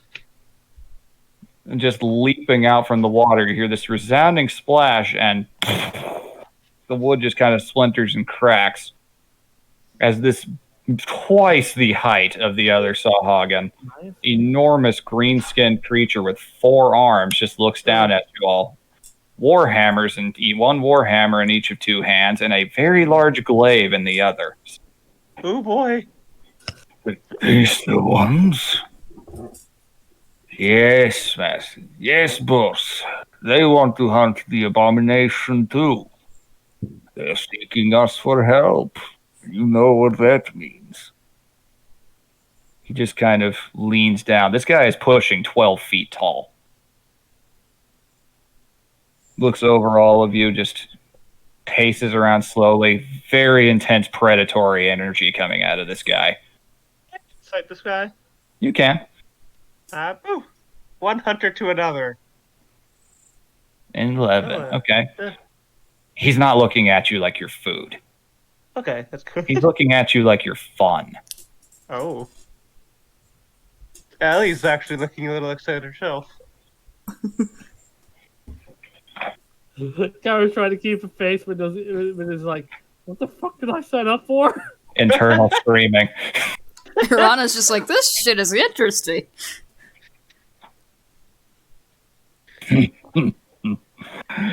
Very good. He plants the glaive in the ground, This should suffice. grabs the hammers in each of the two hands, and roll initiative. Yeah. Okay. We're gonna get our asses kicked. 18! 14. 14, 16, 18. What the fuck? Roll 20. Roll 12 with a, roll 12 and not a 20. Roll 12 and not a 20. Okay, and let's add all of you in. Ellie got an 18. She's excited. Rana got a 14. She's always excited. Yep, and which I'm guessing Kyra has the higher dex. Yes. All right, so we'll put her after you. And I there's rolled the a mob. I rolled a 16. Yeah. Oh, yeah, my bad. All right, so in that regard, 16. So that and Mako, her dex bonus has a 12. Damn. We actually did go down Damn, we 18, actually 16, got to 14. 12! Stair Oh steps. my I mean, Maki goes after me anyway, so. That she would in this case. Get a 10 out of 20, get a 10 out of 20, get a 10 out of 20. Okay. Oof, that's a 19 from the big guy. Oh, God damn it. God damn it. It's fucking jinxed it. Yeah, Yep, and it's right in front of the two squishy members. Oh, damn it. Why couldn't you come over here? It's fine. Don't It's worry fine. don't worry about it. It's fine. All right, so kick up some music here. Hey. You find some good fight music. Let's see, which one are you? Yeah, this is more fun and less perilous. So, Is it though? Yes. is it though? Good question. Hey, I. All right, so first things first. The Baron just kind of rears up to his full height, two warhammers, both held with two hands, cracks all four of his shoulders, is going immediately to hit. Yeah, he's excited at your display. He's actually going to go for Ellie first. All right. Skirts around the edge here, takes a solid swing at you with a warhammer. Wait a First- minute. What? What? Strange. All right, so now the first one's a 9. That's not going to hit you. She knocks his hammer away with her shield. Yep, your iron crab shield deflects his hammer very capably. Ho ho! This one shows spirit. And he swings again, and with a natural 20. Oh no! Okay, don't worry. Oh. It's a two-handed warhammer. You'll be fine. Oh god! Okay. Oh. You take 13 points of damage. And let's see. Yeah, 13 points of bludgeoning damage, as this time he knocks the shield away and kind of tweaks your wrist a little bit. Oh. It's like, Not bad at all. like- It's like, you show spirit indeed. This might be a good time. and with his last attack, takes a swing down at Urano and actually kicks at her with his foot. And then when that doesn't work, he swipes at you with his tail. And that is an 18 to hit you. Yeah, that hits. Except, Excellent. except, Mhm. except. Calm down, Ellie. I'm gonna use cutting words. Very good. And he can roll a d4 and... I gotta roll a d4. Okay, so... She's gonna say, well... Hold on. What's she gonna say? I look forward to it. Oh, are we playing jump rope? And she's gonna try to jump over the tail as she swings. Well, I only rolled a 1, so that's still a 17 to hit you. Okay, yeah, that hits then. Yep. Sorry, dice are being kind to him right now. Okay, don't worry. It's just his claws, and technically his tail, which is a little weaker than his claws. Okay, that is just... Okay, that is still 7 points of bludgeoning damage, as you do try to jump over it. You just don't quite get high enough, and you kind of fall on your back. It's like, you'll have to tell me about that game sometime.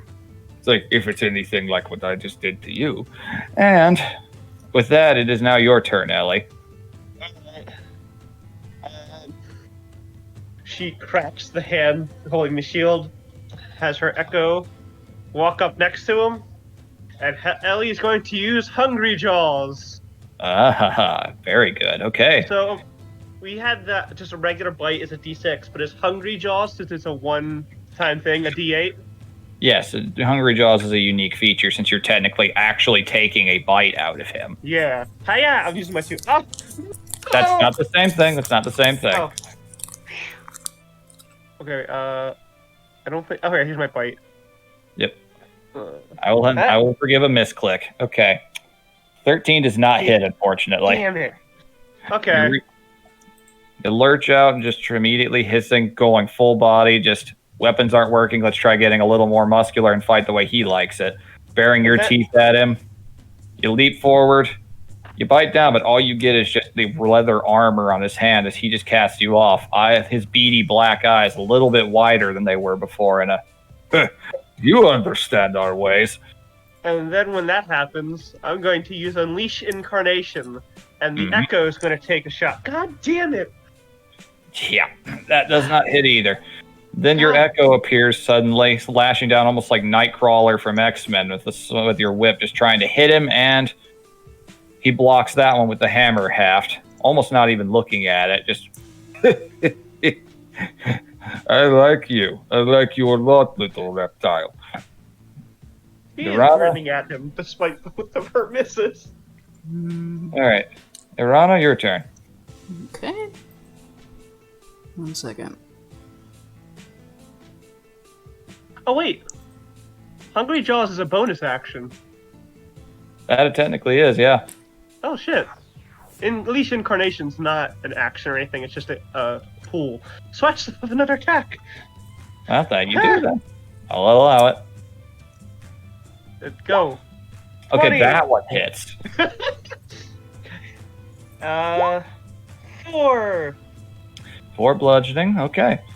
All right, as he's just kind of cocky, blocking both your hits, thinking that he's seen every trick you had, he turns to look at the Hobbit and just gets a whiplash right across his cheek. Just looks back at you, blood trickling down. Not saying a word, wipes the blood away with his thumb, and just looks at you in a I'm on to you kind of way. Okay, 4 bludgeoning. Noted. Okay, good shot. All right. Rana, your turn. Alright, I'm gonna go ahead and try one of those. An int save for Mind Sliver. Gotcha. Okay. So he has to beat a 13. Let's find out. He matches, so that goes to the aggressor. Okay. Yeah. He takes 1d6 psychic damage, and then next saving throw. He has disadvantage on the next one. Okay, good to know. 6 psychic. So all of a sudden, as he looks over at you, his head just feels like it is pounding, like with this terrible migraine, like someone drove a hot spike into it. And he visibly grimaces, his shark teeth kind of clashing together. Has no idea where it's coming from, and you're just staring up at him with the most fuck you facial expression you can muster. Her eyes are glowing faintly. It's just like... And then she turns to... Ellie Ellie? goes, I think next time when you try to bite him, you're gonna hit. And Bardic Inspiration. Oh, Very good. Try again. Yes, please do. She's gonna. All right. She's not gonna move either. She's gonna straighten up her back and keep staring at this dude, because she knows that this is a test of some sort. Mm-hmm. She thinks if she shows some chutzpah, it'll go by faster. Yeah, he's definitely the tallest humanoid you've seen up to this point. Even the furbolgs didn't usually come up to this height. But still, standing your ground is fine. You're used to things a lot taller than you. Question. All right. Yes. Does bonus action aim count with a spell? I'd have to read that again to actually make absolutely sure. Let me see here. You know what? I'll say yes for now, but I'll look it up, and if it says it can't, then I will not allow it in the future. Just for the sake of I don't think time. spells can proc sneak attack. No, spells cannot proc sneak attack. Okay, so there goes that idea. But bonus action aim. 23. Nice. That definitely hits. And since it's advantage, that's also sneak attack. Mm-hmm. Oh, you had someone within 5 feet anyway, so it would have worked. Are you going to move from your position? Yeah, I'm gonna move a bit.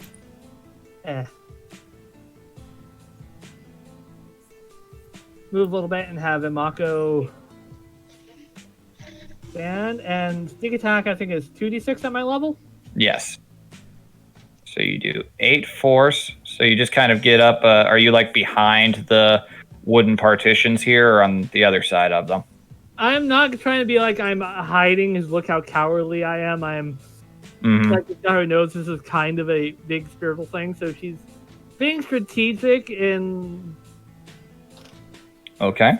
So I'm trying to figure out a good strategic position that's away from him, but not in a coward way. Just distance to hit him from one is fine. I mean, you saw the Sahagin hunter earlier throw a trident. It's not like ranged weaponry is seen as cowardly among their culture. All right, I'm going to have Imako here so we can't exactly bum rush. Mm-hmm. Okay, so you did that, and you did 14 points of damage to him. That's really good. Okay, so... Bonus action aim from Honor's Arcana is fucking nasty. It really is. I wouldn't be shocked if they tweak it slightly in the end.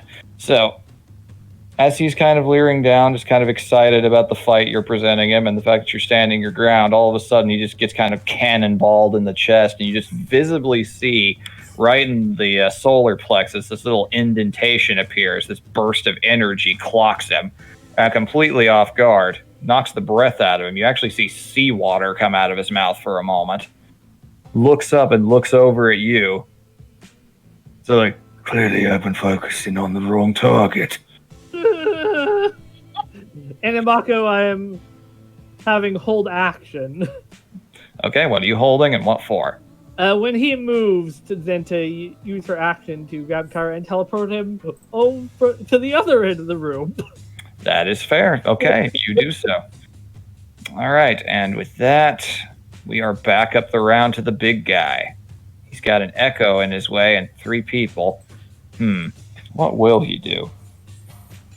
You've both taken damage, unfortunately. Yeah. Sahagin have a very fun ability. Oh, no. All right. So, fuck it. And rolling. Thank goodness that first roll's in that one. Oh. Okay, first hit against Arana is a 17. That hits, unfortunately. Wait, doesn't he have to take disadvantage because of the mind sliver? That's a saving throw, isn't it? Hold on, let me look at the actual wording. Yeah, it's just the first time it makes a saving throw, it must detract D4 from the save. Yeah. So yeah, still hits. You do have cutting words still, but... It won't do anything unless he rolls a 4. Gotcha. Alright. So, with that, he swings down with the Warhammer, just one-handed this time. That's still 8 points of bludgeoning damage to you. And with Ellie, he comes back at it with his own hammer again. Okay. Okay, that is also a 17 to hit you. It does not hit. All right, very good. You managed to block his hammer coming down with your shield once more.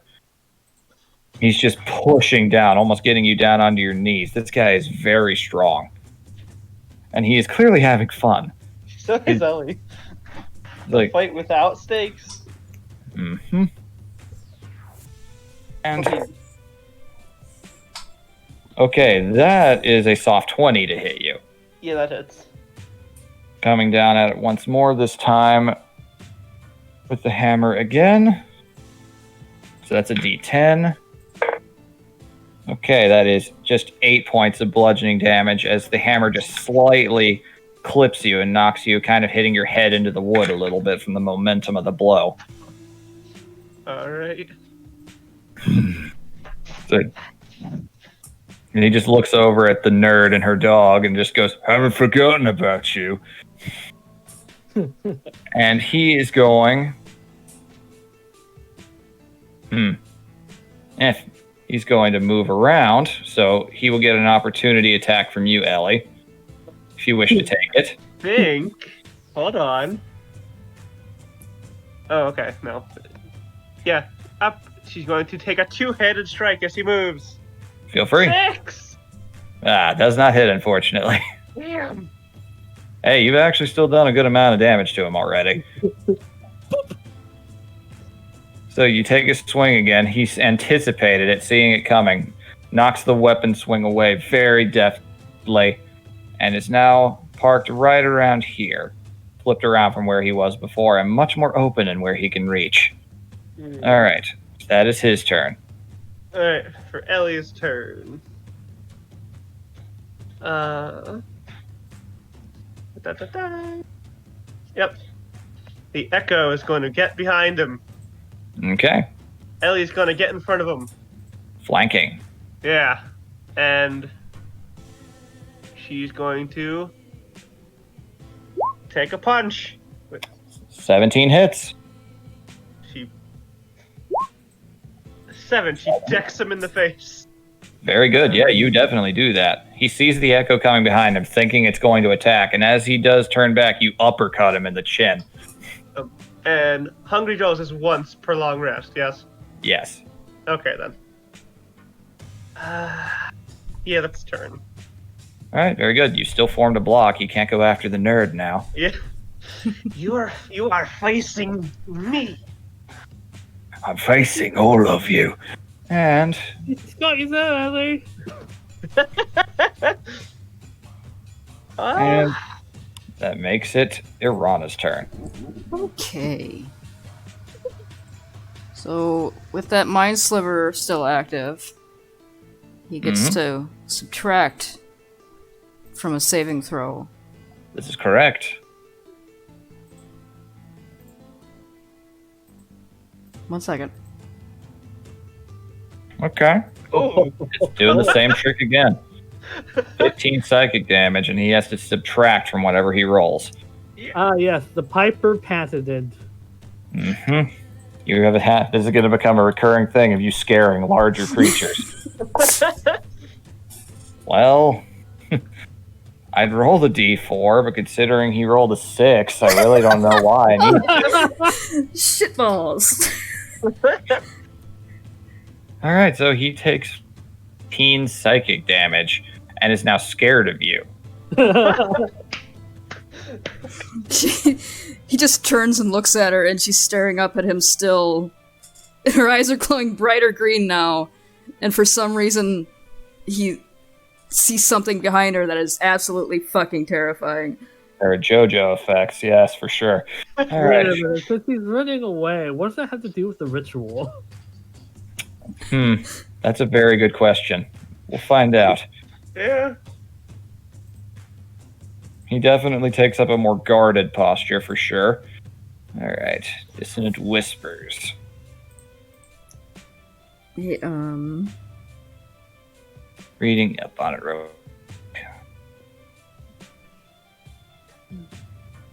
Come here. It must immediately, as far as its speed allows. Okay. Aye. All right. As far as his speed allows, he used up most of his speed earlier, but let me see here. Move down. Just kind of steps back. It's not like he's just immediately fleeing from pure blind rage. It's more like just, oh, I don't know why, but this is a threat. Kind of takes up a tactical stance. It's kind of advancing back, weapons out. And I believe he can only go... So wait, did he leave my range again? You used your opportunity attack already. But then it was my turn again, and I moved closer. Yeah, that's true. Uh, Or does that apply to round? I'm actually not sure. You Yeah, know, well- you don't get a reaction until it's my turn again. That's true. Then yeah, you would be allowed to. You can Okay. swing at him if you want. That hits. He goes to get back, and she decks him again. Another 6. Very good. Okay, so... Okay, very good. He just kind of backs away a little more guarded than he was before, taking up a defensive position, and if that's your turn, it's Kyra's now.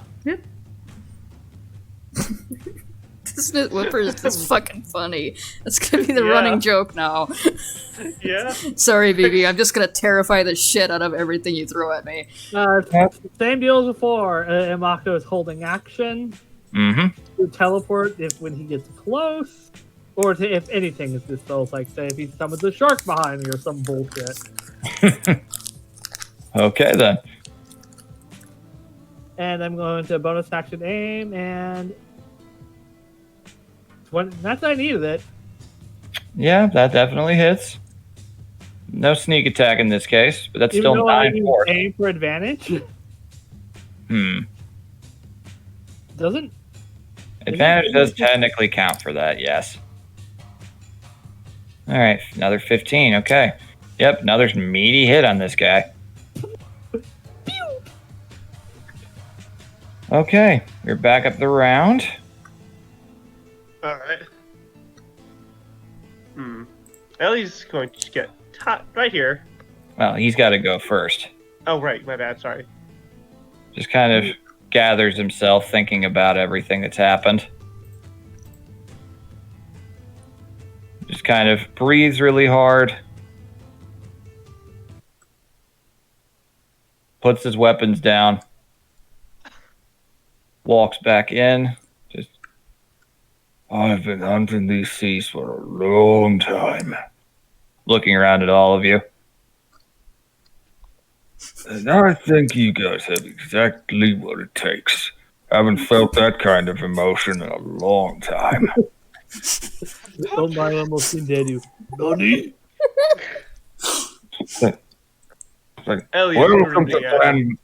He just kind of extends his arms. He pats you on the shoulder, kind of really has to reach down to get you in the shoulder, Arana, and looks over at you, Kyra, just, Welcome to Clan Karkron. It's time we tell you of our exploits. You may share in my hunt. Ellie. Alright, going to allies and organizations. Honorary member of clan. I will spell it out. Yeah. Karkron. Yep. Is it spelled like Karkar? Like, Yes. yeah, I spelled it right. All right. I knew you were going there. All right. Yeah, that was fun. I enjoyed it. Enjoyed it a lot. You hit harder than you look. I get that a lot. And the other Sawhagen emerges back up. Ellie kind of just collapses to the floor and sits down. I did almost fucking 30 damage that fight. Yes, you did. Ellie took a lot of damage that fight.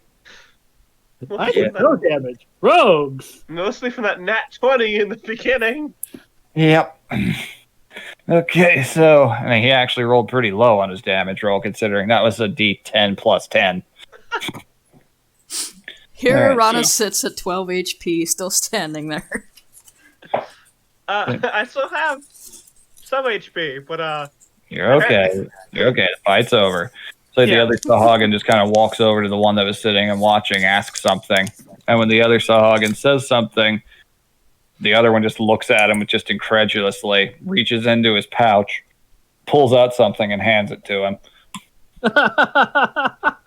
He bet on us? Yep. Fucking little bastard. All right then. You are Yeah. of course. Yes. you are Friend. very strong. Thank you for that.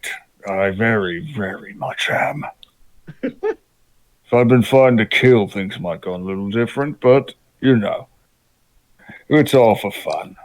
Good to cut loose every once in a while. Gotta make sure, because that thing you're after, me and one of my best mates went up after it the night like last, and slippery thing.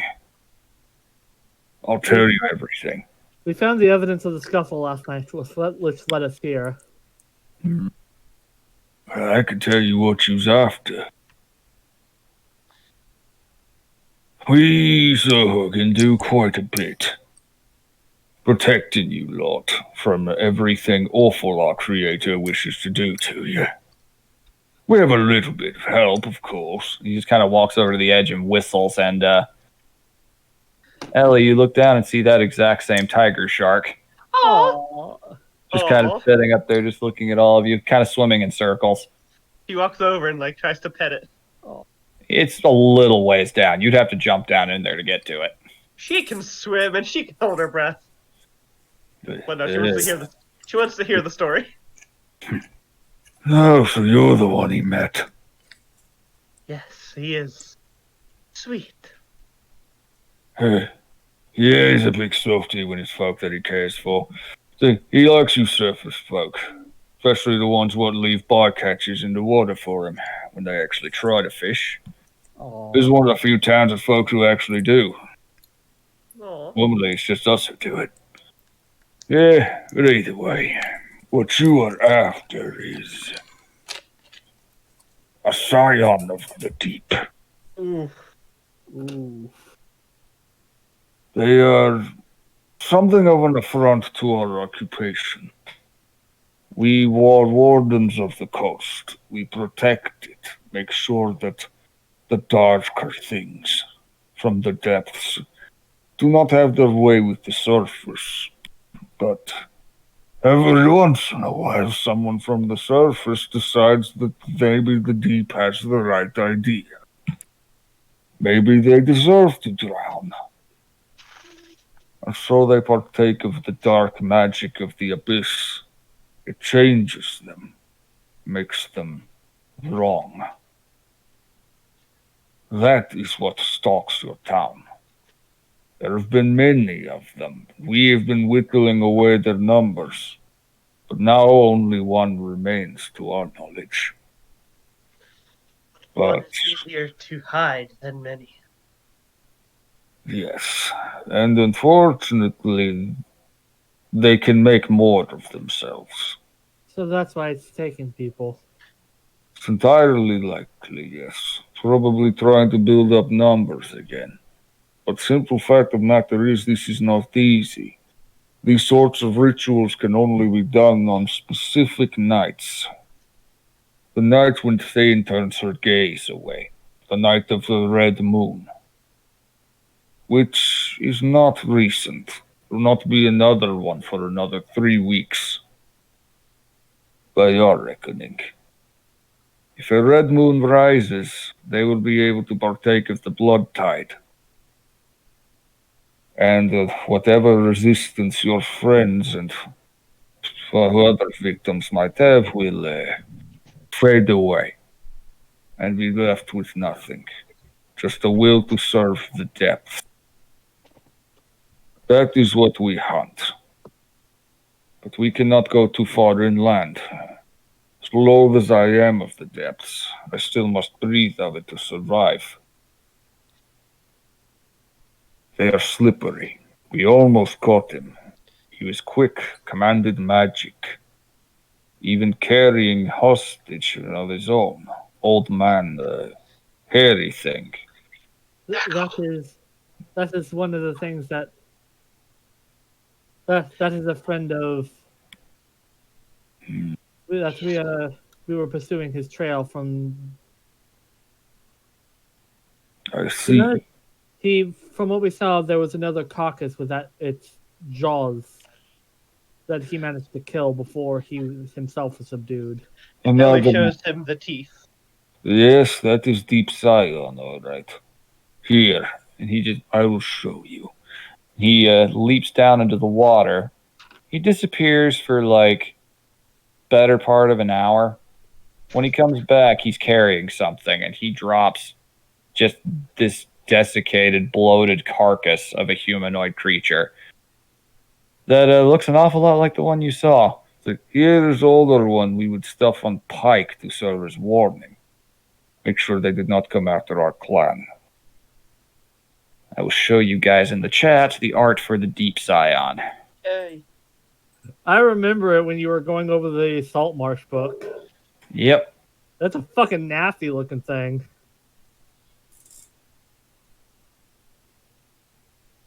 And the Reminds chat. me of that fucking movie Leviathan. Yeah, a little bit. All right. Rad.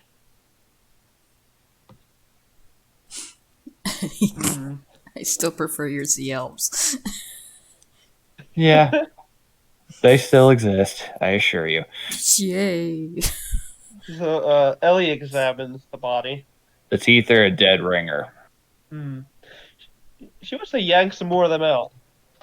This might be beneficial for both of us. If we can take something of this and bring it back on land, we can probably help track its movements on. That is not a bad idea, honestly. We do not have much in way of magic. Have one shamaness, but that is about it. Most of us are warriors. But you can aid us in tracking this. We will owe you great debt. You. Kara pulls out. Does she have a map of the town? Was she given one? Yes, you have one.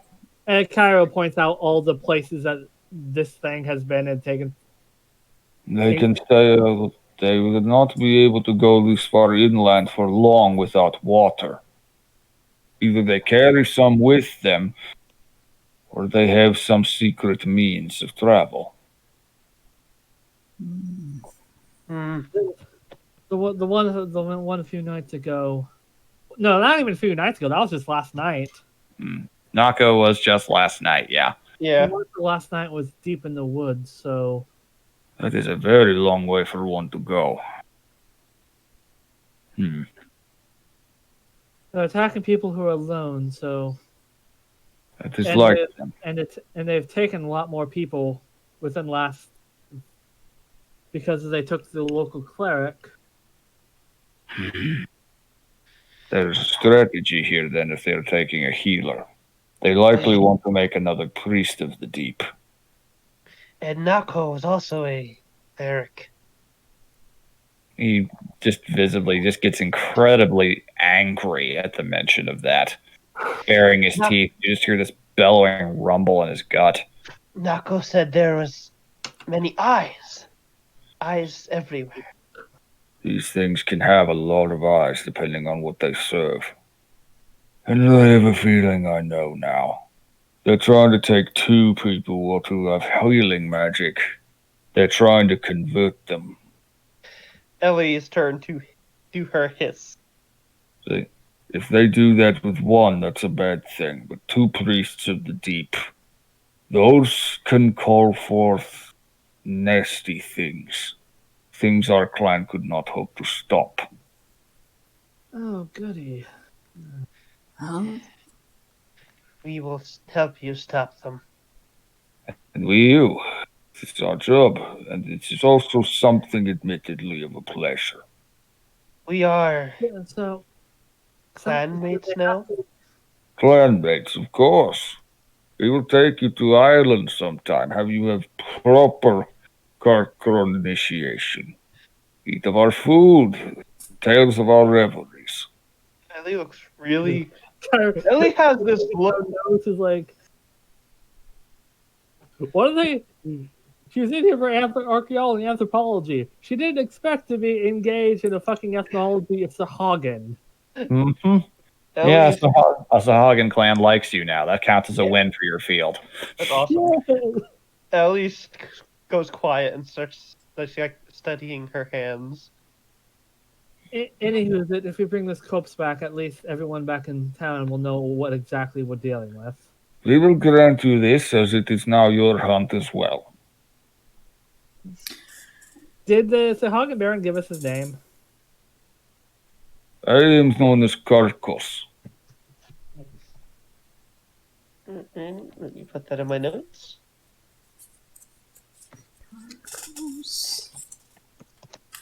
Because if we can coordinate where these things have been or where they're going to hit next, we can probably set a trap or we'll try to find where their lair is. This is a Not a bad idea. Mhm. Since now that they have two priests, what would you think they would be going for next? More magic users are wise, but they probably did just desperate to recruit numbers if this is the last one. this might Depending on how many they still have alive. Okay, go ahead. strange question. Yes?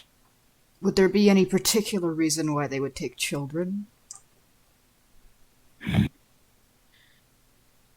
A couple nights ago, one of the last ones to disappear was a 9-year-old girl. Two options there, neither good. Children are easier to convert in body and soul. It is easier to persuade them their ways, and they don't have to be as forcible about it. But if that is not what they need, then likely just food. There is reason we hunt these things with prejudice. They are wicked, they are lost. You liberate their soul and pray that your God will pity them. If they willingly joined this, nothing good waits for them at all.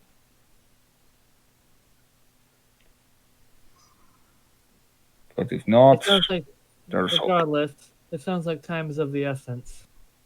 The blood moon will not be of some many nights, but yes, sooner you find them, the better. Thwart its plans before more disappear, or worse, it decides to start being more overt and just taking lives. Acts of violence could potentially trigger similar problems. We will watch the coastline. Keep eye out for it. You have our word on that. And we shall see whatever happens in the city. They have to Sure. be some sort of other means to get inland quick and efficient. Although judging by the tracks, even though it could get far inland, it couldn't get back out easily. Yeah. Do they have some sort of like teleportation magic or something? Not that I'm aware of. Yes, I have something you may be able to use, but I will need it back when this is over. Mm. She pulls out the badge. When you see them, you press this. We will hear it. He just reaches over and kind of gingerly takes it, sniffs it. If we see trails, sure, we'll do so. It cannot hurt. Fine. Just press like this. And he just immediately pushes it. Ah, You won't get that He is beat about to back come in your head. running. Every time that happens, Irana's ears just bend down, like, fuck. It's like a dog whistle. Well, Gideon's about to come running.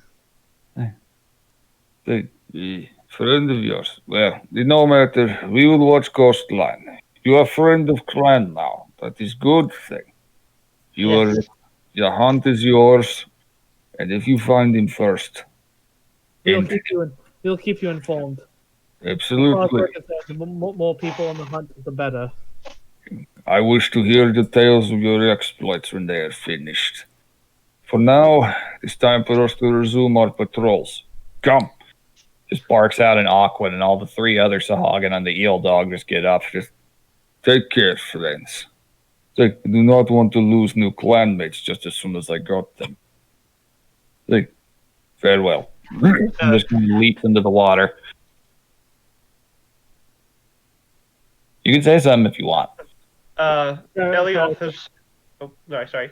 Kyra's gonna say goodbye to Carcos. And Ellie offers her hand.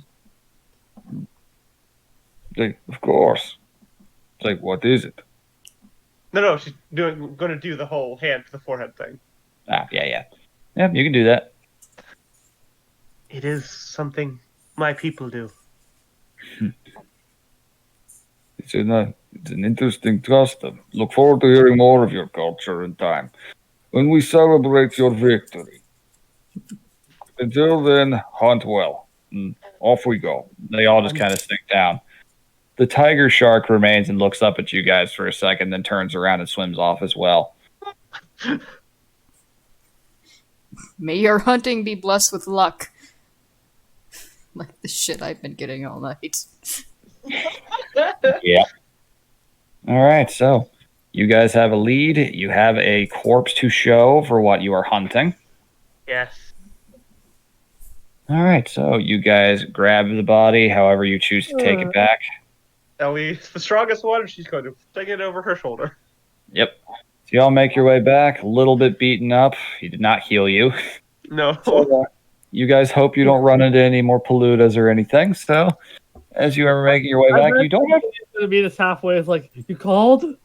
Yeah, that is actually what happens, yes. You get a little ways down, and you just see Gideon coming running through the underbrush, helming right towards you like a beacon. He is moving surprisingly fast. He is a wood elf. They have a slightly higher running speed. Yeah. Makes his way there. It's like, well, please tell me you got him. We have a lead.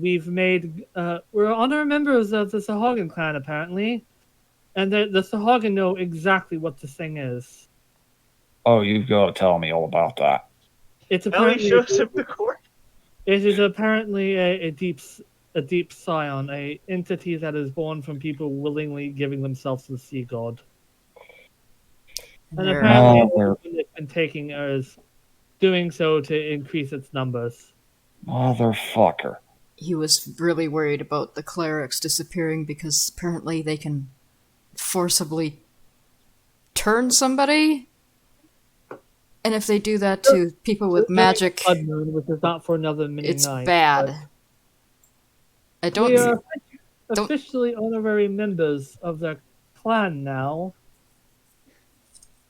Because we engaged in a combat ritual, which we apparently won.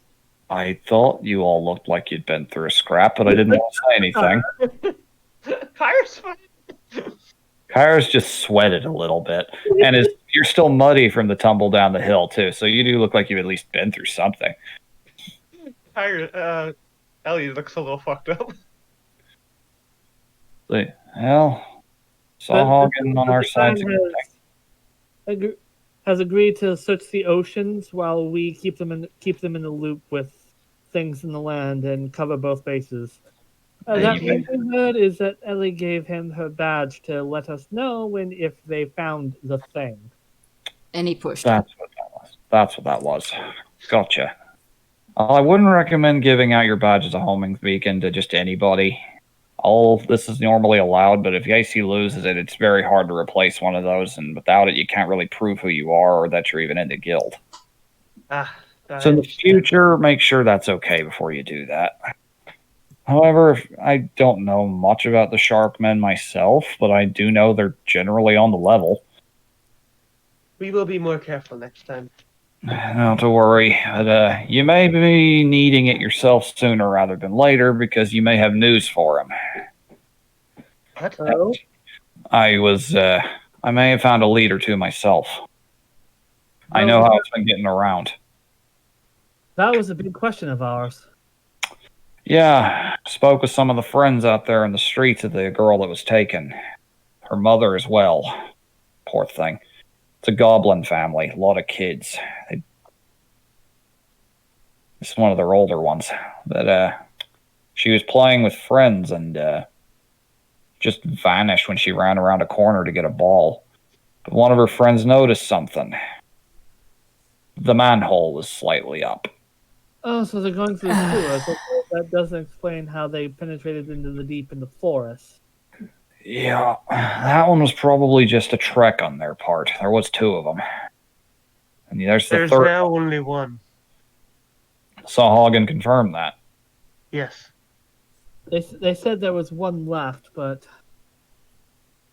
That means it's going to be even more dangerous because it's going to feel cornered the second we find it. although chances are the children are either for easier conversion or food. That definitely escalates things. Shit. Well, you definitely need to get all of you patched up. But, Either way, we have the corpse of this thing, so we could show that to the guild and to the governess, and honestly, that whole thing about yeah, that's really bad with them getting a couple of priests. If they can convert them into the Sahagins were very worried about that one too, because that would be two deep priests. And it And didn't you know what- seem to sound like they needed to wait for the moon like they do for everybody else. Yeah, but that's the thing. If you can get one of them to convert willingly, that's still bad enough. Not I- all would not convert.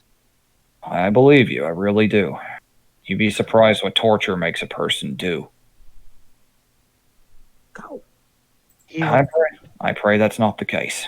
I really do, but here's the thing, and I have to be very upfront with you. If there are 2 priests, this officially goes above all of us, because that means most likely that this town is in danger of a Kraken attack. Oh, what is crack? That tentacle thing you found? Imagine something that belonged to one of the creature. That was flying above our heads. Imagine that Yes. size, but in the water and attacking the town with tentacles matching. Yep. They are. We must hurry. I may have to call for a little bit of help from down south if it's escalated to this point. In case one of them actually does appear, that is a big problem. And that means that we may need a little draconian aid. Either way, we got to figure that out. We will get some rest, get you healed up, get whatever gear you need. We'll head right down into those sewers, and we're going to find it. And we're going to find them. Excellent work, though, by the way. The only caveat with the Sahagins' help is that the kill will be done in the name of their clan, although I don't give a think shit that's about. I don't give a shit. I about didn't that. think that'd be much of an issue. Just letting you know. Well, that's good to know. Let them know about it in regards to that. Don't want to offend a potential ally. All right. So we should. Imako Kara's gonna write down a note in Aquan, Mm-hmm. hand it to Imako. Go drop that off. Could you? Sure. It just kind of trots back off the way you came. See. All right. Well, let's make our way back towards town and get ourselves ready. If I may, Mm-hmm. we saw something on the way out. Might have something useful for us. That's so. It's armament. Oh, for fuck's sake. He just kind of pencils his nose. And that is where we will end the session. Ellie, that's a brand name store.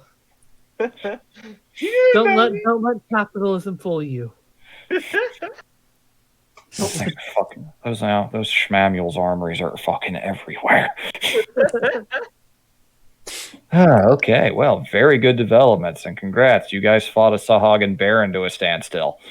Yeah, ow! We could I have have won, 18 damn it. HP. Yeah, you probably could have. I gave him slightly weaker weapons than his usual ones. I noticed that. Ugh.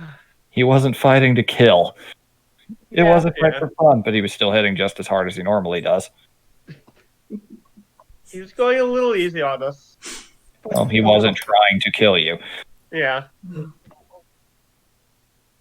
Apparently, Arana can see fucking everything. Forever. Yep. Oh, that was really fun. I'm glad. Got to do a little bit of everything this time. It Yeah. was a good session. I liked it. Yeah. You want to sign off, DM? Yeah. Thanks for listening, nerds. Hope you had as much fun as we did. Catch you again in about 3 weeks. Laters. Yay.